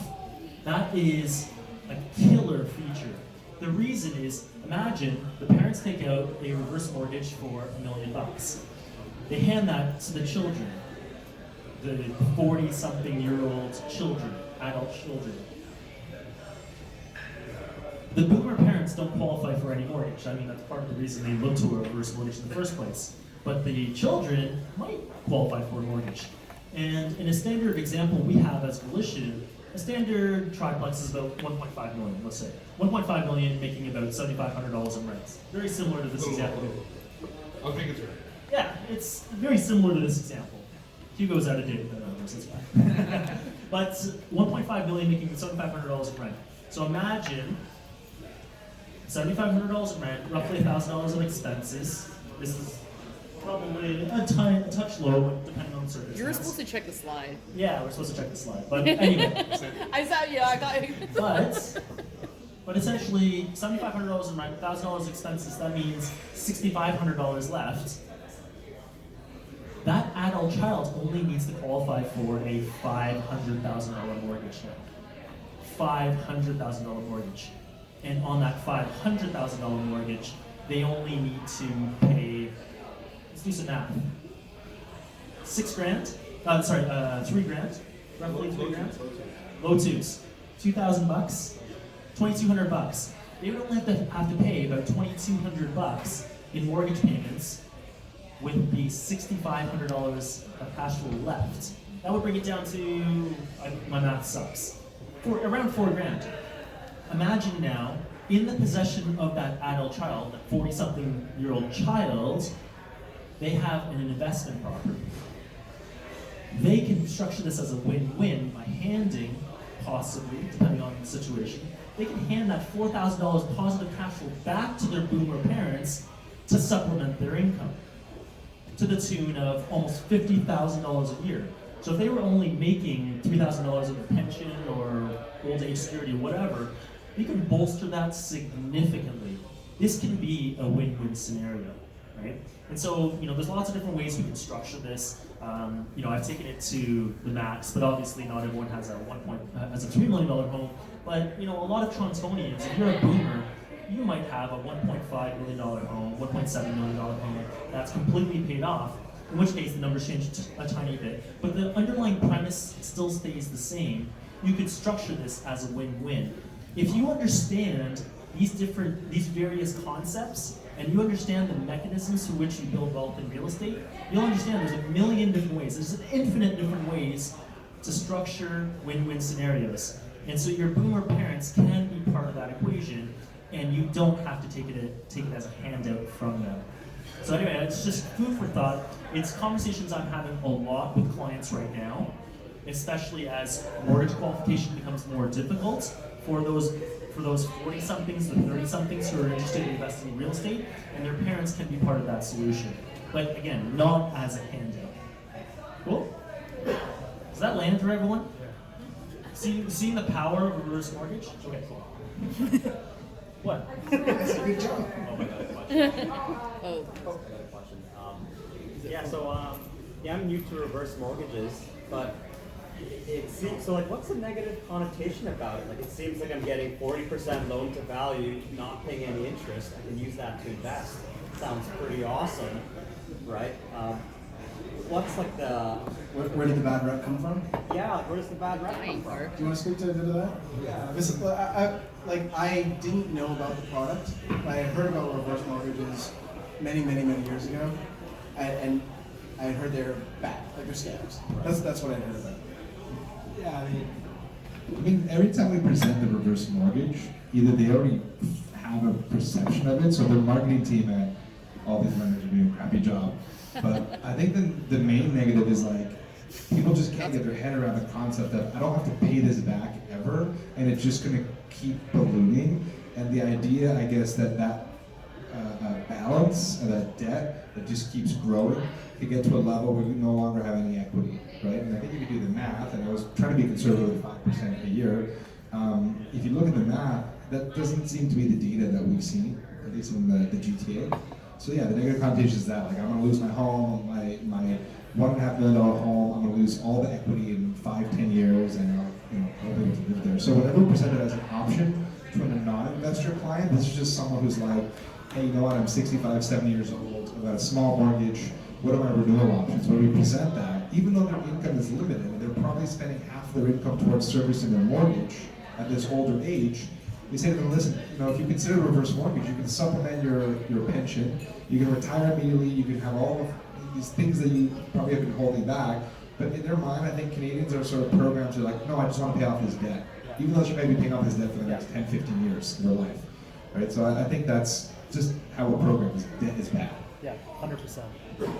I think some of it also comes from, and there's a bit of a theory here, but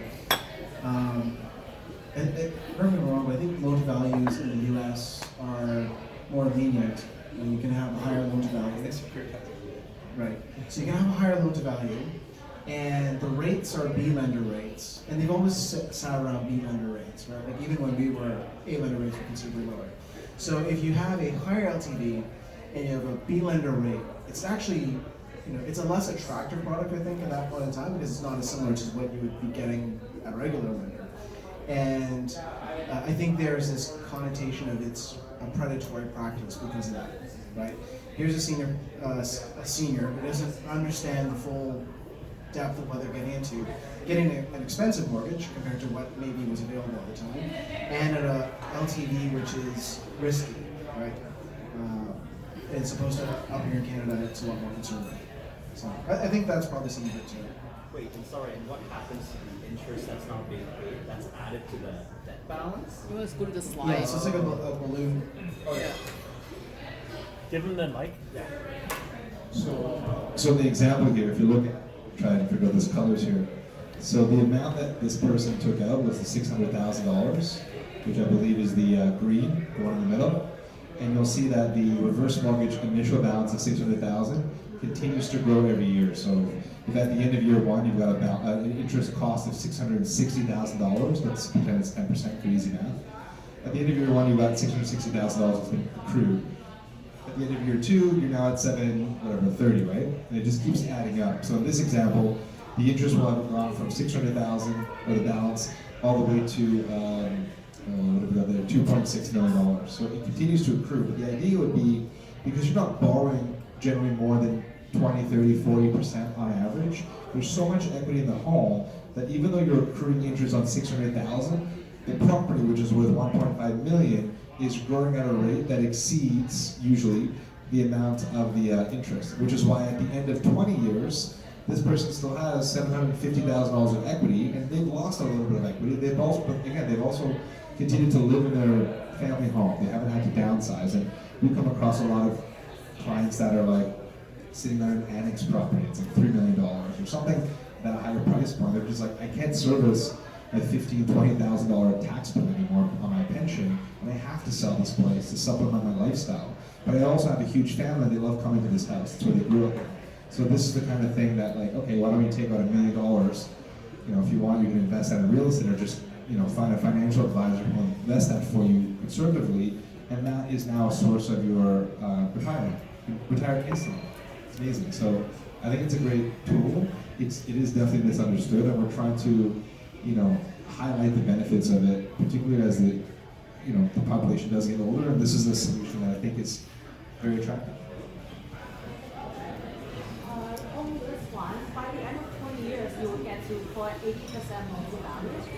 Will they collect, or will they cap that at 50, 55% loan to value? Again, the general idea, I think they gave me some data. I think they've been around for a little over 30 years, and they told us that on average, their mortgages are discharged or paid off or sold within, I think, 13 or 15 years. I forget the exact number.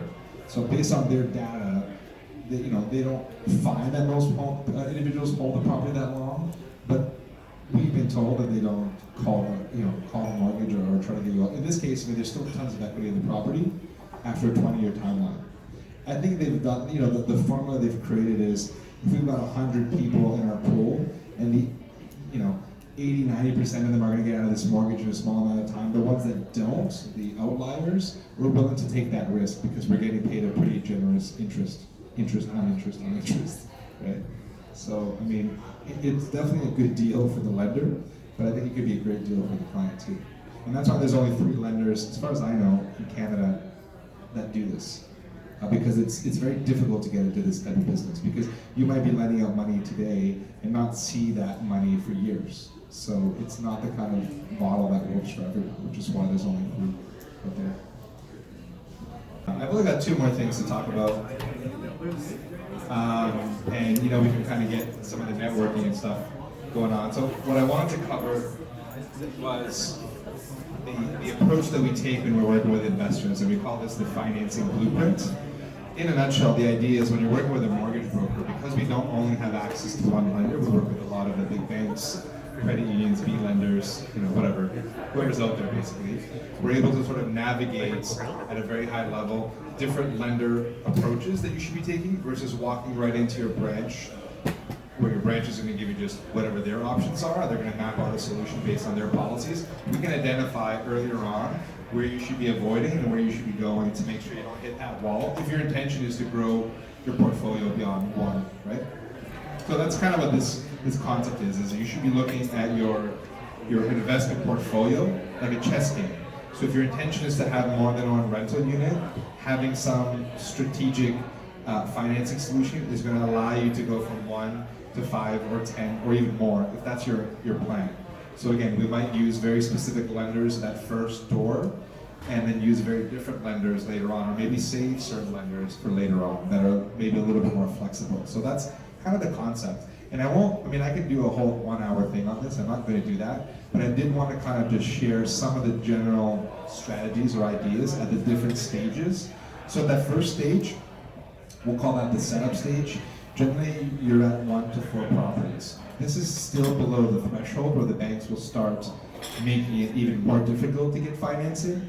At this stage, on average, most banks will say to you, if you've got more than 5 or 4 properties, including rentals, they may not want to lend to you, period, right? So at this stage, we want to try and take advantage of certain features that are not going to be available, might not be available to you later on. So for example, if we can get you a really great rate, the best rate in the market, and maybe build in a HELOC, even though that's going to be a little different going forward, and maybe I have this idea of a split mortgage. So if you don't know if you want a variable or a fixed, you can do both. There's a lot of creative stuff you can do at that initial stage that we can create for you because we have a lot of options. We can basically go anywhere usually at this stage. So we want to try and take advantage of those options before you get to that 5th property.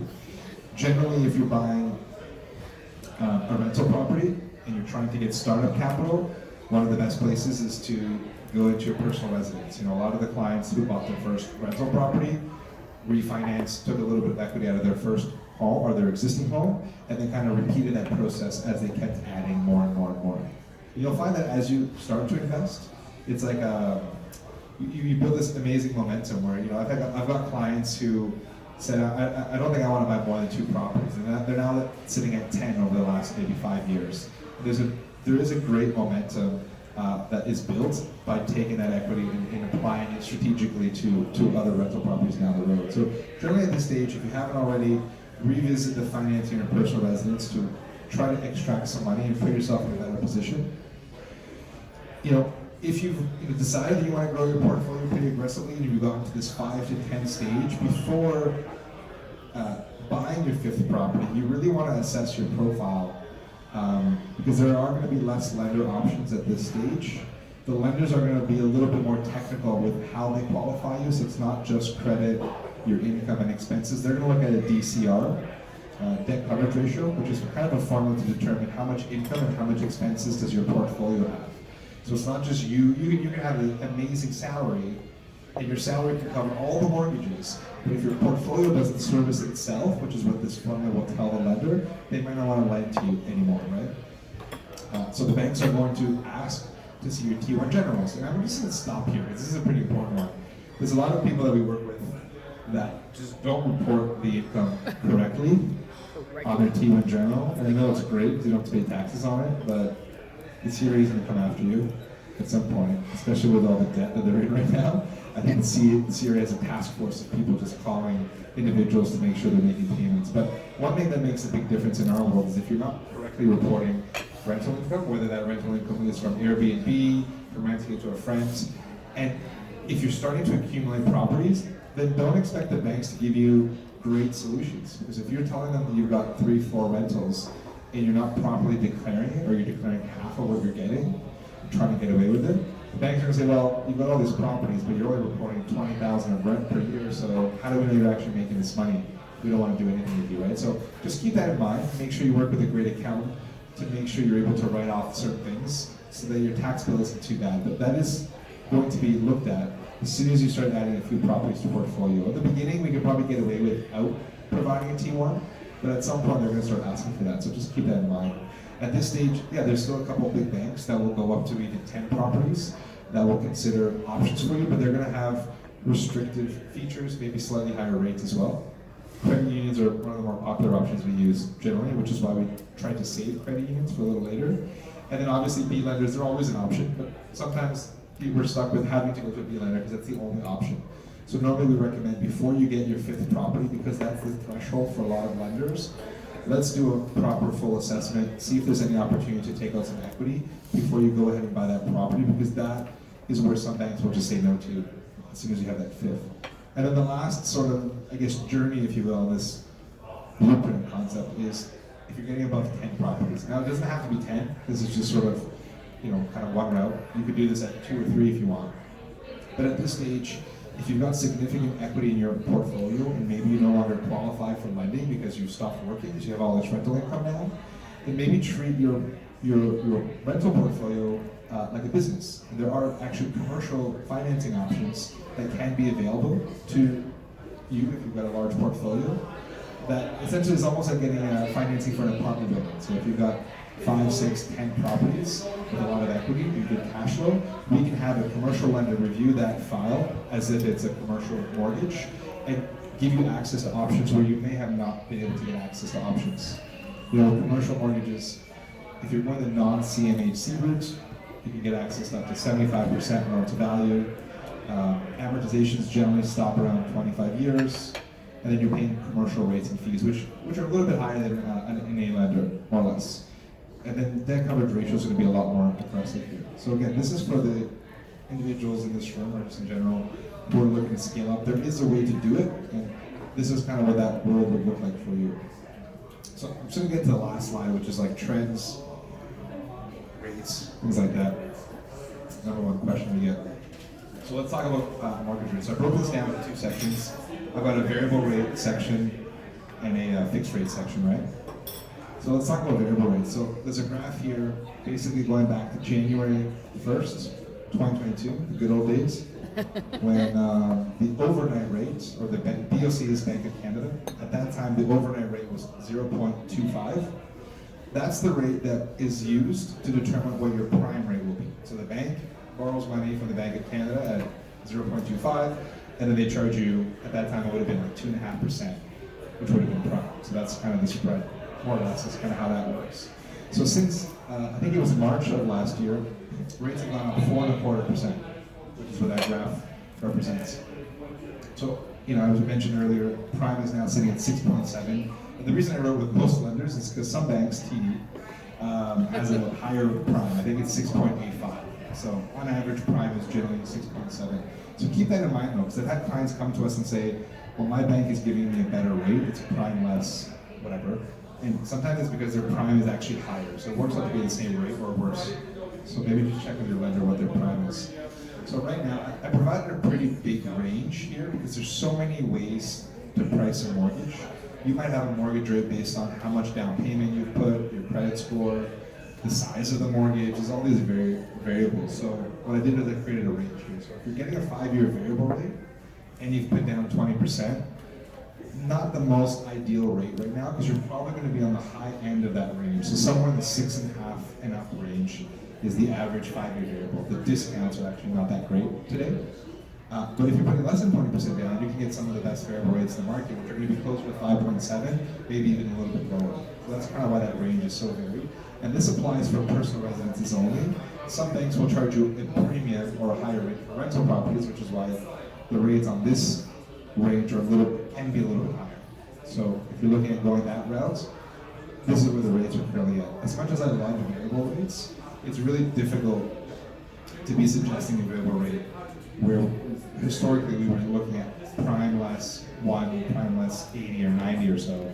Now we're looking at prime plus or prime less 10 or 5, right? So it's really difficult to be suggesting variable rates today, but that's kind of where they're at.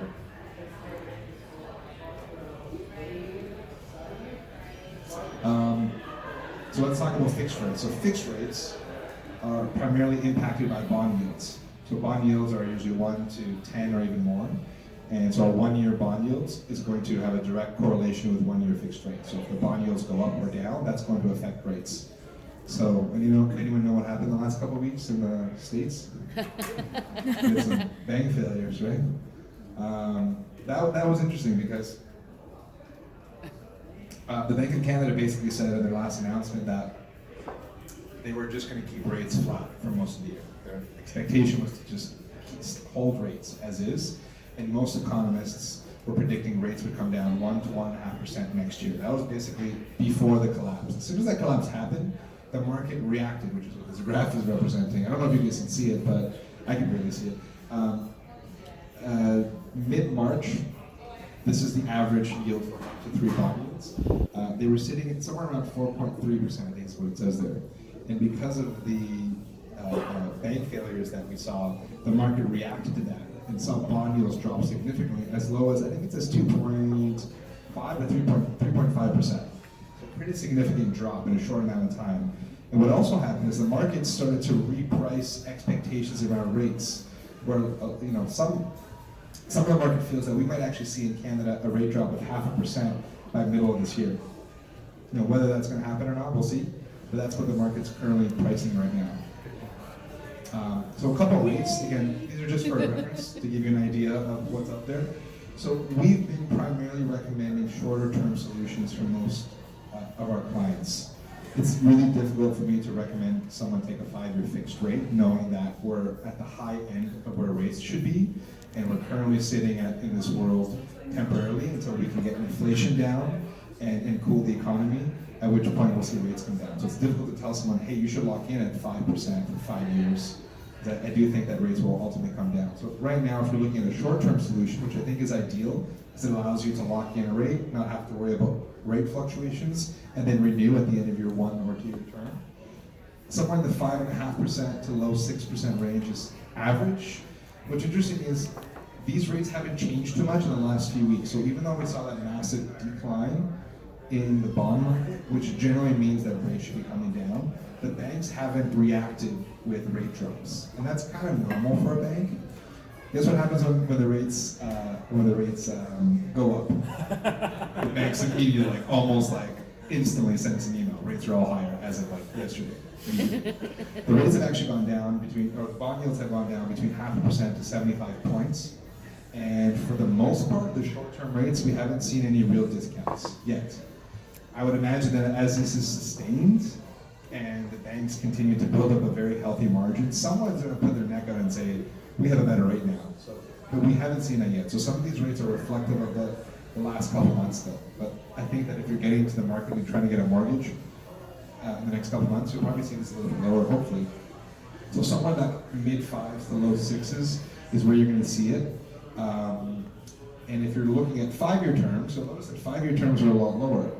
So 5-year terms are currently 4.5% to almost 6% for personal residence, and a little bit higher for rentals. Now, why do you think the banks are so keen? Because that was actually the only rate that went down was the 5-year primarily. Why do you think the banks are so keen on getting everyone on fixed rates? I'll tell you.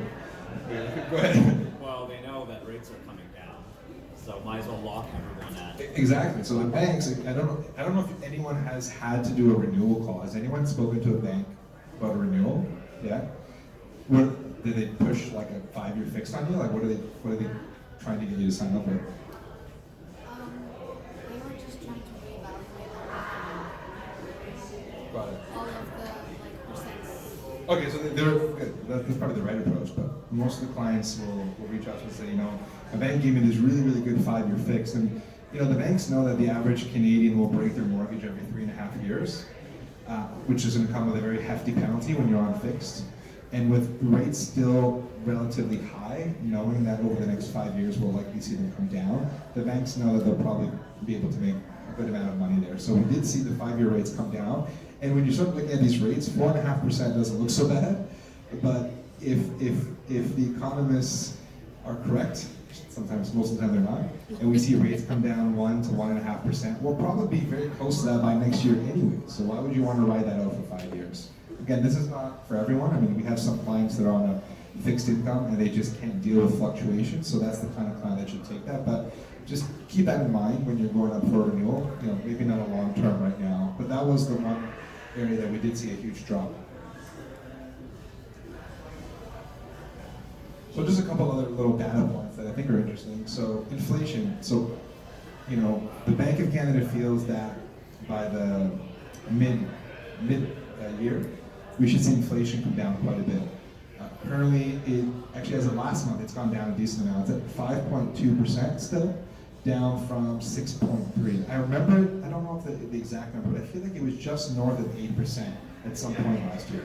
So it has been coming down pretty steadily, which is a good sign. It means that, you know, all the measures that are in place with the higher rates and everything else is doing its job. It's slowing the economy down and bringing down inflation, which is what we would like to have. We'd like to have these fries and tacos to be a lot cheaper than they probably are today, and gas and everything else. So we do want to see inflation come down. When inflation comes down, generally that's a good sign that we'll see rates come down as well. So the trend has been downward, which is excellent, and the Bank of Canada does feel that they'd like to see inflation by 3% in the middle of this year. I think that's probably not too crazy, because if you're doing a 12-month look back, I think the economy is slowed down enough that that's probably realistic. So the expectation is 3% inflation middle of this year and back to 2% next year. The target that the Bank of Canada operates in is usually between 2 to 3%. That's where they feel a healthy amount of inflation is for the economy. So in an ideal world, that's where we'd like to be. I think I already mentioned that. So the market has priced in a 0.5% drop as of 2 weeks ago. So that's kind of where the expectations are. With the next announcement being in April, we'll see what some of the updated notes are and some of the updated data. But this is a real possibility now, whereas earlier in March, I think I would have told you that we're probably not going to see any rate changes this year. So let's see what happens there. Most economists, so the big 5 banks on average, if you guys want a great tool, go to any bank website or just Google search, you know, Scotia forecast table or Scotia Economics, TD Economics, RBC, any of them, doesn't matter. And what they do is every month they produce these forecast tables, which the banks use internally as almost like predictors as where they see rates going. And I think it goes out about 2 years usually. So most banks on average expect the overnight rate, which affects prime and variable rates, to go down as high as 1.5%. I think one of the banks is predicting 2% drop. But if you're using even the lower end of that, 1%, if we're currently sitting at a variable rate of, let's say, 5.5 to 6% today, you can see that 1% lower by next year. And that's where maybe a variable rate option might be more attractive as we start to see that happening. So keep that in mind before committing to a long term. So the advice that we're giving people right now is definitely a shorter term solution. If you're comfortable with a 1 year term, that's probably what I'd recommend. If you need to lock in a little bit longer because you're concerned about fluctuations, then yeah, of course you can go with a longer term. But a 1 or 2 year term is probably the max that we recommend, with 3 being on high end. If you are putting down less than 20%, so in that example that you shared, I think it was like 999,999. If that was sold under $1 million, you could get away with putting as little as 10% down, maybe even a little bit less. And in that environment, because it's an insured mortgage, there are some really attractive variable rates as low as prime less 1, which is currently 5.7. But that's probably what I would be suggesting to anyone who's in that world, because that 5.7 can easily be, you know, in the 4s and then 3s in the next year or 2. So just something to consider if you're doing less than 20% down. And then lastly is HELOC financing. So you mentioned it. While it's still available for cash flow purposes and just for the ability to just be in an open term, if you're just uncertain about what you want to do, there are options just to take your financing as a HELOC. It's fully open and it's interest only. So if you just don't know which direction to go, I've had a lot of clients just go into a HELOC. And 3 months from now, or really any time you want to, you can convert it into an actual mortgage based on the rates in the future. So that is an option that is currently available to you. And HELOC rates are not that bad, I think. You know, some of the lowest HELOC rates today are probably prime, which is like 6.7. So, you know, 6.7 for an open term is not too bad. And then lastly are some lenders, non-bank lenders or B lenders, will allow up to 35-year amortizations. So, you know, if you're needing to make the cash flow work, there are some banks out there that will allow you to stretch it to 35 years to get that cash flow a little bit more in line. So keep that in mind, and a lot of that's going to be with the lender. It's the first time I saw this. I sent my crappy slide deck to our marketing team and they put this together, so that's cool. Actually, Tyler's here with me, so some of you guys may have worked with Tyler. He works with me in all my clients and is the real brains behind the operation, so I wanted to just introduce him as well. That's kind of all I have. We're more than happy to connect with you guys here offline and have a private chat about, how we can help you guys out. And yeah, I appreciate you guys, listening through all that. I know finance is never the coolest topic, but hopefully there were some good takeaways there from that. So I appreciate you guys.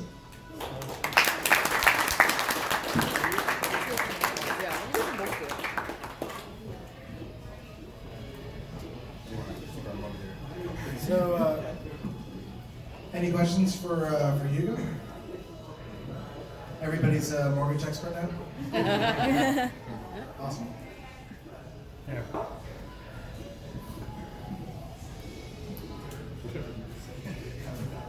Wires. Who deals with wires these days? Okay. Yeah. So, what now? So the previous slide, you probably missed it, said take massive action. Everything you just learned here tonight is completely useless unless you actually do something about it. I think I heard some stat that, if you come to, if you try to take these life transformation courses and come to meetups and various events and you learn, education is only about 20%.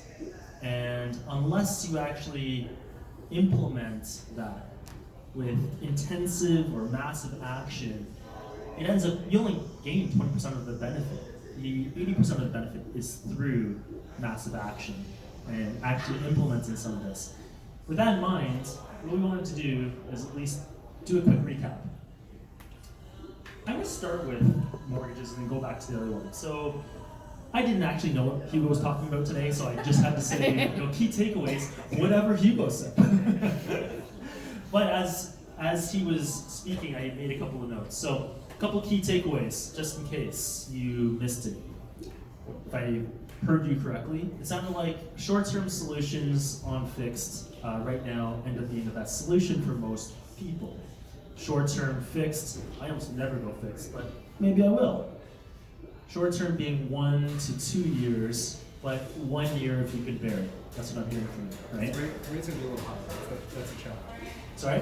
The rate on the 1 year is higher than pretty much everything else. Oh, okay. So the rate on the 1 year is a bit higher than everything else, but in a year's time, that might be worth it because rates would have come down enough.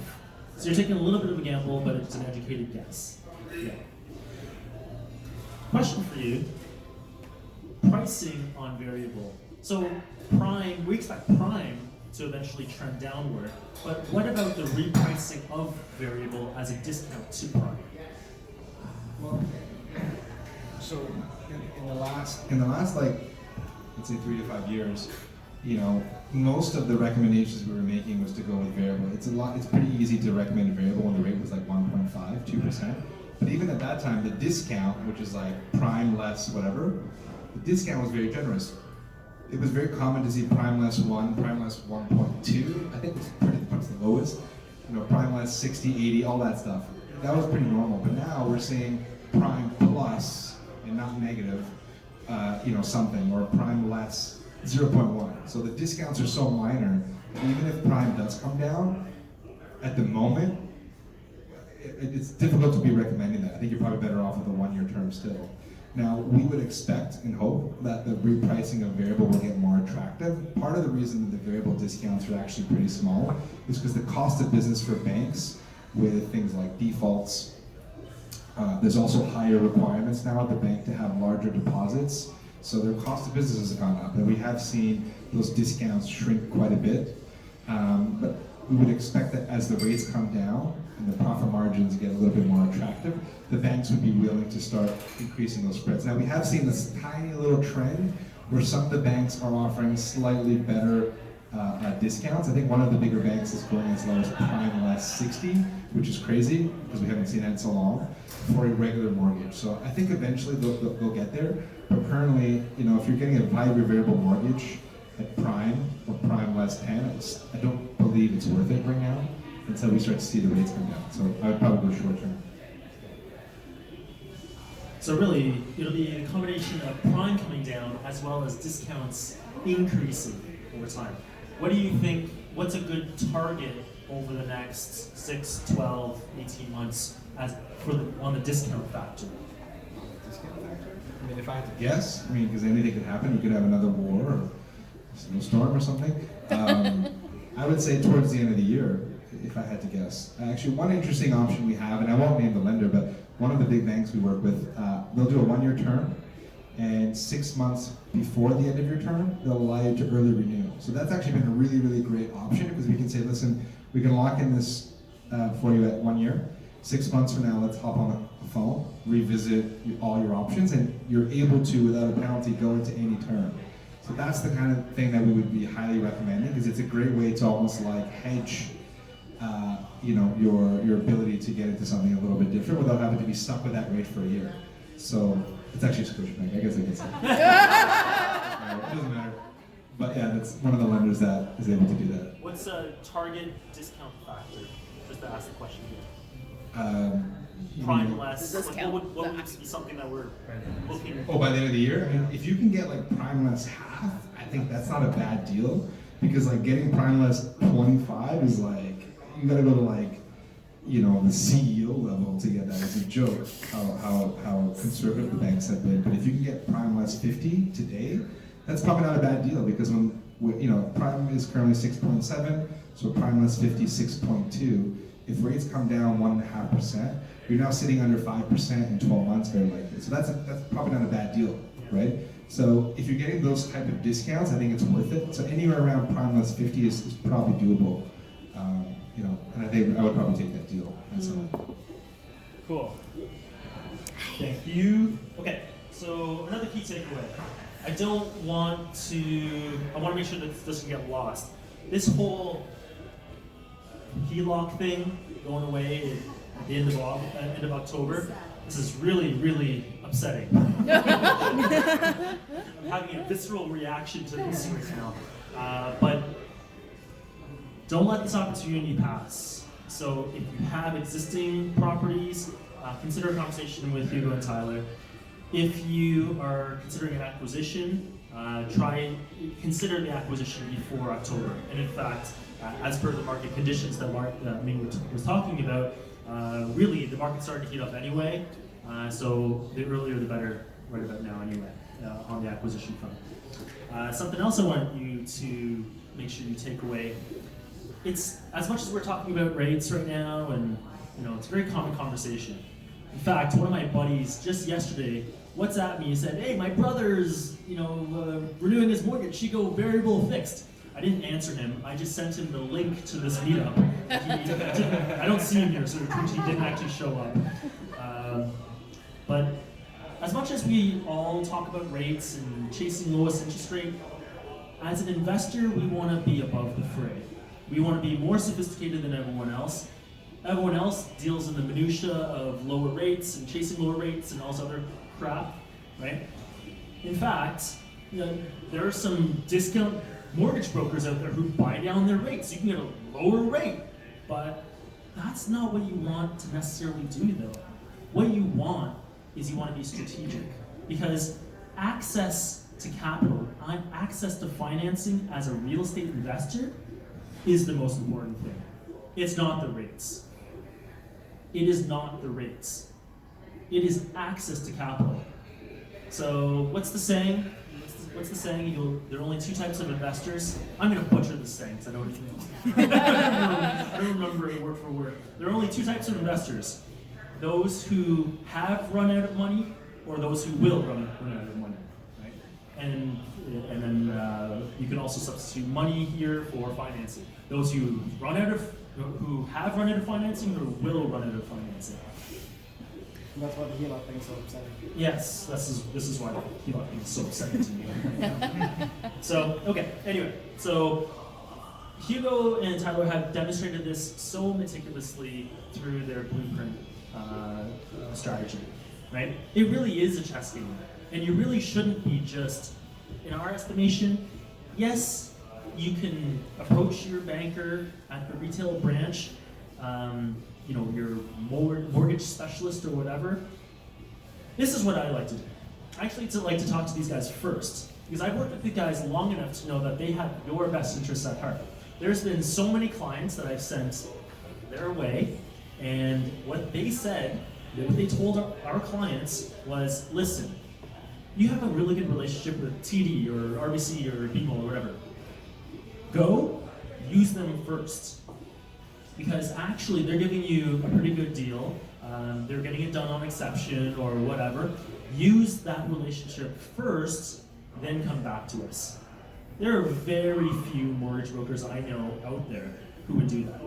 They're basically sending business away, but it's in the best interest of the client, right? So I like to start my conversation at least with these guys, and then I know that they got my best interest at heart, so if they're gonna send me away, I know that I'm gonna eventually come back to these guys, right? So, ensure that you're approaching it strategically, not myopically. Don't just think about this next property.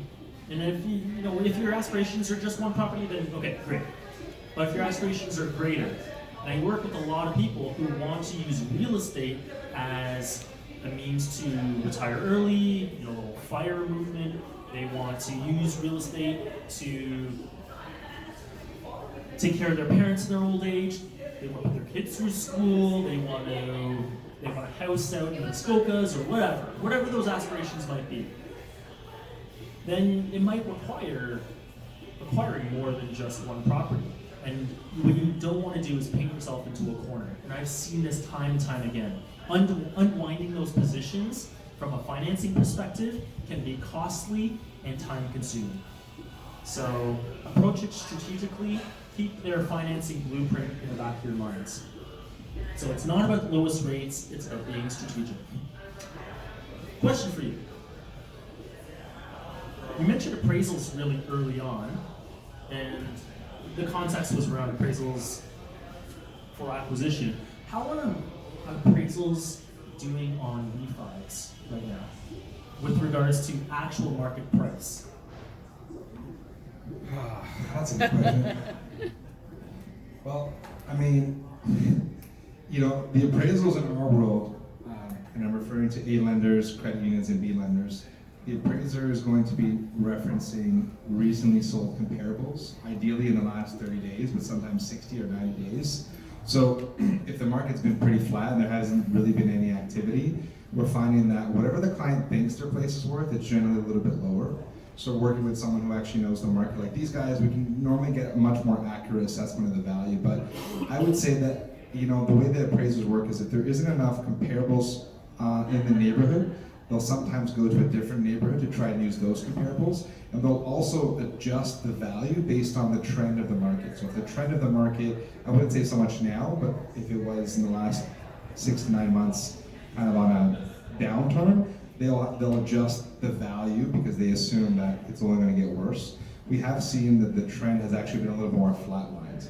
So if the recent comparables have all been 1.5 million, more or less, then we should assume that it's probably not going to be too far from that. The one thing, just to plug us, I guess, is as a mortgage brokerage, because we work with different lenders, we're able to source different appraisers.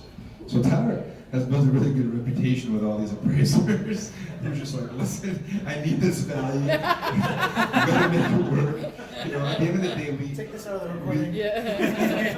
we can. I'm not gonna say there's any direct influence. I mean, at the end of the day, these people are all licensed and have to follow certain criteria. But there is also a bit of a art. Well, I meant more like an art to their process, right? How do I know this is not 1.55 and not 1.525? Like again, there's a little bit of a professional opinion sometimes. So if we're going to an appraiser who we have a very good relationship with and we've provided some decent comps and we're trying to make a business case for a value and they feel that the value is between 1.4 and 1.45 and we're saying we really need 1.45, does that can that work? They might be inclined to kind of stretch it within a comfort that they feel is reasonable. So there's a little bit of a, I guess, influence. And because we work with so many different lenders, we're able to sort of sometimes reach out to several appraisers before they even go to the property. Whereas if you walk into your branch, it's pretty automated. You just type in the property address, hit order, someone shows up to the property and sends the bank a report, and now the bank has that report on file, and they basically have to use that, unless there's like significant errors in that report. We actually get a copy of the report for the lender, and if it looks no good, we should come back to you guys and say, this place is pretty crap, it doesn't look like it's worth anything that they bought it for, doesn't look like this report makes any sense. If there's errors, we'll try to fight it. If we can't fight it, we'll generally get a second opinion and sometimes a third opinion. Only then will we release it to the lender. And if we've gone through 2 or 3 appraisals and they're all the same, then obviously the value is just not there. And that's why you want to work with a good realtor. But our experience is that, at the moment, they're going to be a little bit lower than what they've been historically, but the trend line is at least flat, maybe partially up, which means that they're not discounting them as much as they were at the end of last year. I don't know if that answers it. The other thing that we do at Volition to help influence appraisals is influence. Is this being recorded? This is being recorded. So If it were that easy. that's right. So we help our clients put together appraisal packages. You have to remember, an appraiser sometimes is seeing like 8, 10 properties a day, and they're going from downtown, sometimes like up at Brampton, like they can be all over the place depending on how that firm's run. And they don't necessarily know what exactly is happening in this area on this street. And Toronto real estate is very street by street. You look at Lansdowne, for example, over the 200, 300 meter space, you're going from Parkdale to Watsonsville. Like it's a massive difference in properties over a very short distance.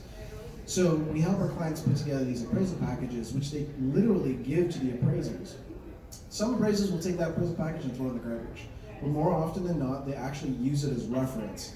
In the last 2 appraisals that we had done for clients on refi, it made a massive difference on their appraisals. They actually took all our numbers and gave them the numbers that they were looking for. Those sample appraisal packages are available to Volition clients. Okay, 2 more quick things. Another quick question for you. These never end up being quick questions, do they?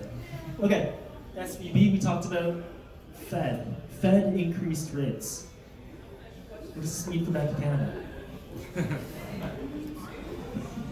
Love these. All right. The Fed was supposed to increase it a lot more than they did. So SVB and the rest of the bank failures had an impact on their decision. I think they were supposed to increase it by double than what they did just recently. There's a whole argument of how much of the Bank of Canada is going to follow the Fed, and the impact of, for example, our currency. So I was just in Dominican last week with my kids. It was a March break, and I was like, man, I'm not really getting, my money's not really going too far here. I'm trying to exchange it.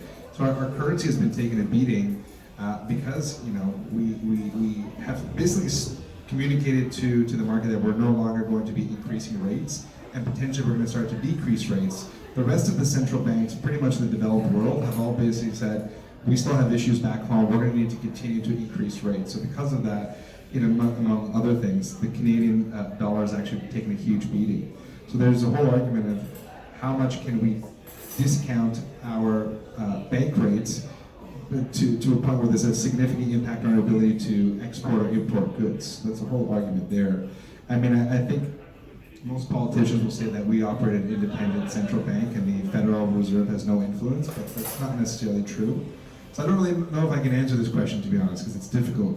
I think our pivoting from the direction of the Federal Reserve, because we have a different economy, but I think that the Bank of Canada is going to closely follow what the Federal Reserve is doing in making those decisions, or maybe delaying certain decisions, because there is other impacts, around our currency and things like that. But their communication publicly is that we're going to pause interest rates, any interest rate increases, and in the U.S. they're basically saying we're going to increase rates, but maybe not as aggressively as they were before these bank failures. So take that with whatever you think will happen, I guess. My belief is I think that, the Fed will likely hold off on aggressive rate increases and will likely, flatline. And I think Canada will perhaps at the end of this year see maybe the first rate drop, all else being equal, if we can get inflation down and some of the unemployment numbers down as well. So, but let's see, anything could happen. Right? COVID happened. I thought it was going to be a 2-week thing when it happened. No, thank you. And so as you can see, Hugo, Tyler, everyone at Vine they're more than just mortgage brokers. Are you sure you're not economists? No? Okay. So these guys are top notch, and so I do want to plug them. And one last thing I want to plug them with is a program that they've used to help a lot of our clients. This program is called NIAT, Net Income After Tax. And the reason I want to plug this program is because it has been the solution. Literally, I talked about it today with another client during an advisory call. And the reason that it's important is because imagine you're self-employed. This is a program that helps you if you're a self-employed individual. I'm a self-employed individual. Maybe I'm a doctor, maybe I'm a dentist, maybe I'm just a contractor, whatever. I earn within a corporation. One of the problems with earning within a corporation is that I want to minimize my tax, so I don't take all the money out of corp. I leave it in the corp, right? Lower tax rate. If I take it out personally, I get taxed. What that means, though, is that your T4 income, T1, if you take it out as salary, it shows up in your T4 slips, it's your T1 general, and your NOA. That amount ends up being very low. Imagine I make 500 grand, but then I only show $50,000 of rental of income that I pay myself. I only qualify for I forget the number, $250,000 mortgage in that case. Even though I make 500 grand a year in my corp. What this program allows you to do is use corporate earnings to help qualify you for a residential mortgage. So they'll take your T1 general and whatever, line 150 or whatever, or T1 general, and then they'll take a certain percentage, 75% or something like that, 60-70% of your corporate income to help you qualify for that mortgage. It is a huge difference maker. A bunch of our clients who we referred over to Vine have used it, and it has been the difference maker. So these are I don't know anyone else who uses this program. There are only a few select lenders who offer this, and I don't know any of the brokers who even offer this to their clients. So it's an A solution, basically, right? So whenever we're looking at a client's portfolio, ideally we like to take them to an A lender because they get a better rate. It's more of a long-term financing solution. But sometimes the math just doesn't work, and we'll normally start pivoting to different options. Before we start jumping to a B lender, which again is not a bad thing, we explore all these little niche programs. One of them is this, we call it NIAT, N-I-A-T, Net Income After Taxes.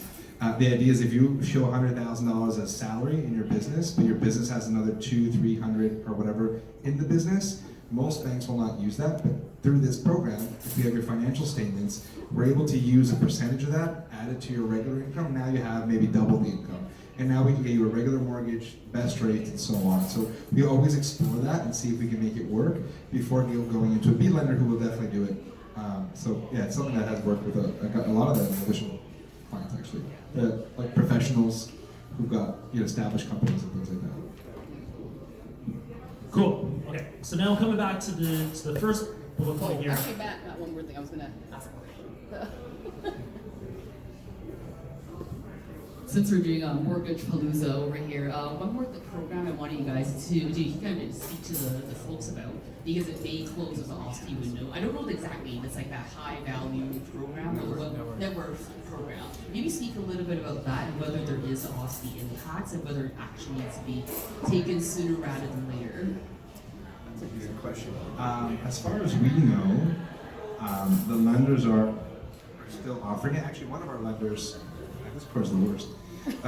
One of our lenders actually improved their net worth program. So the way the net worth programs, I'm going to try and explain them as simply as possible.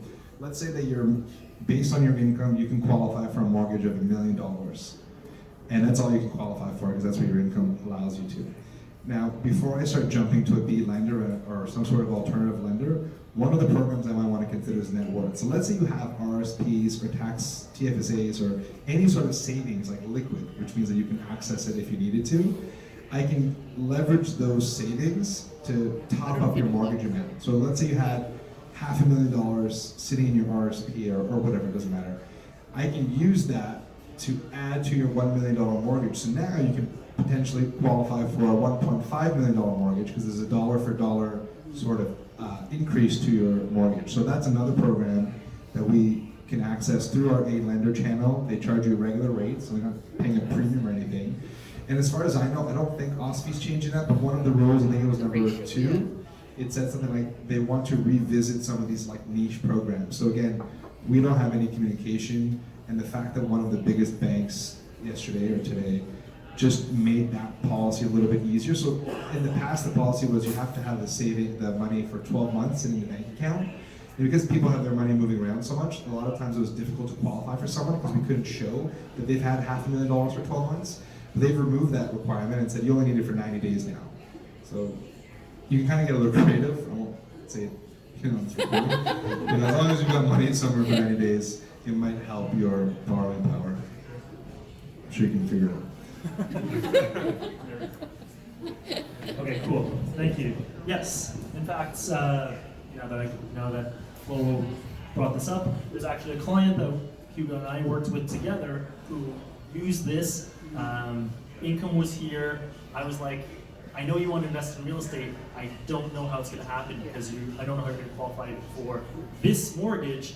But then it turned out that her substantial portfolio, equities portfolio, RSPs and all that other stuff, Hugo came back to me and she's like, yeah, she qualifies for a mortgage of this. I was like, are you kidding me?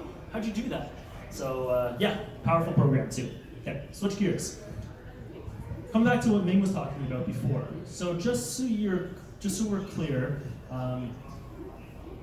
for those of you, very few of you, I'm looking around the room, we're here in January. In January, we talked about the really incredible opportunity that was starting to emerge. And this was buying a duplex for less than $1 million, 10% down, same issue insured, great. That window's closed, so sorry. In Toronto, yeah, in Toronto proper. Outside, in like Scarborough's and a bit further out, you can still maybe find that opportunity. Point is, this market is starting to heat up. Spring market has come early, and the pent-up demand from all the buyers who didn't buy last year is starting to hit the market this year. So the point is, if you're thinking about taking action, now is the time. Okay? I would highly encourage you to take some action now. Talk to us, talk to Hugo, and get your butt in gear. All right, so on that note, how can Volition help? So, as Ming talked about, we have a couple different areas of our business. We are obviously investor realtors, but we're more than that. And one of the areas of our business is advisory. So we can help you as advisors. You can book a free 30-minute session with Nat.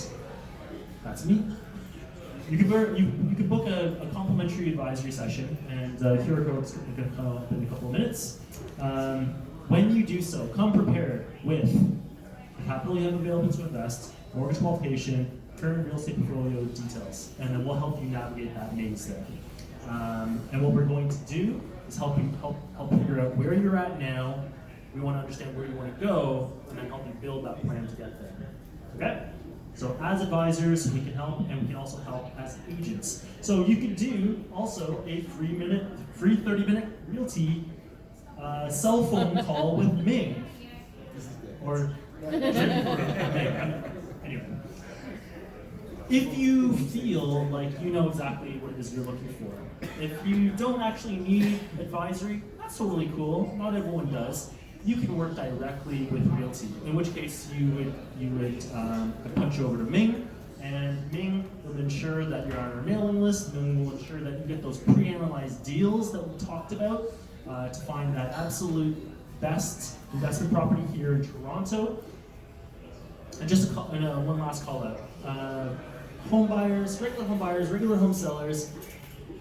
Actually, we talk about investments a lot. Obviously, that's we're talking about investments here today. But home buyers, regular home buyers, home sellers is actually 50% of our business.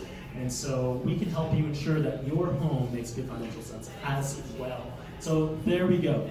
That's the QR code. Who can do it? We think you can do it. Book a 30-minute consult with Volition. And if you don't want to scan that, you can talk to these kind gentlemen up front and get booked in. On that note, Hugo, okay. Hugo wants to book a Hugo, session. did you get the QR code, Hugo? Okay. Because you don't know how to reach us, right? Okay, next month we are doing a Street Smart tour. What are we doing? TBD location. Okay, we're doing a Street Smart tour. We don't even know what the properties are because they're going to show up probably a week or two or a day beforehand. We're doing a Street Smart tour. We haven't done one since October. That was a construction. And that one was bonkers. We had like 100 people come out. so I'm hoping we're. Sorry? Police escort? Yeah, I know. We did need a police escort. There was like 100 people. It was completely bonkers, but it was a lot of fun. I think a lot of people learned a lot and had a good time. So make sure you RSVP. Make sure you save the date. Right? And that's it. Okay.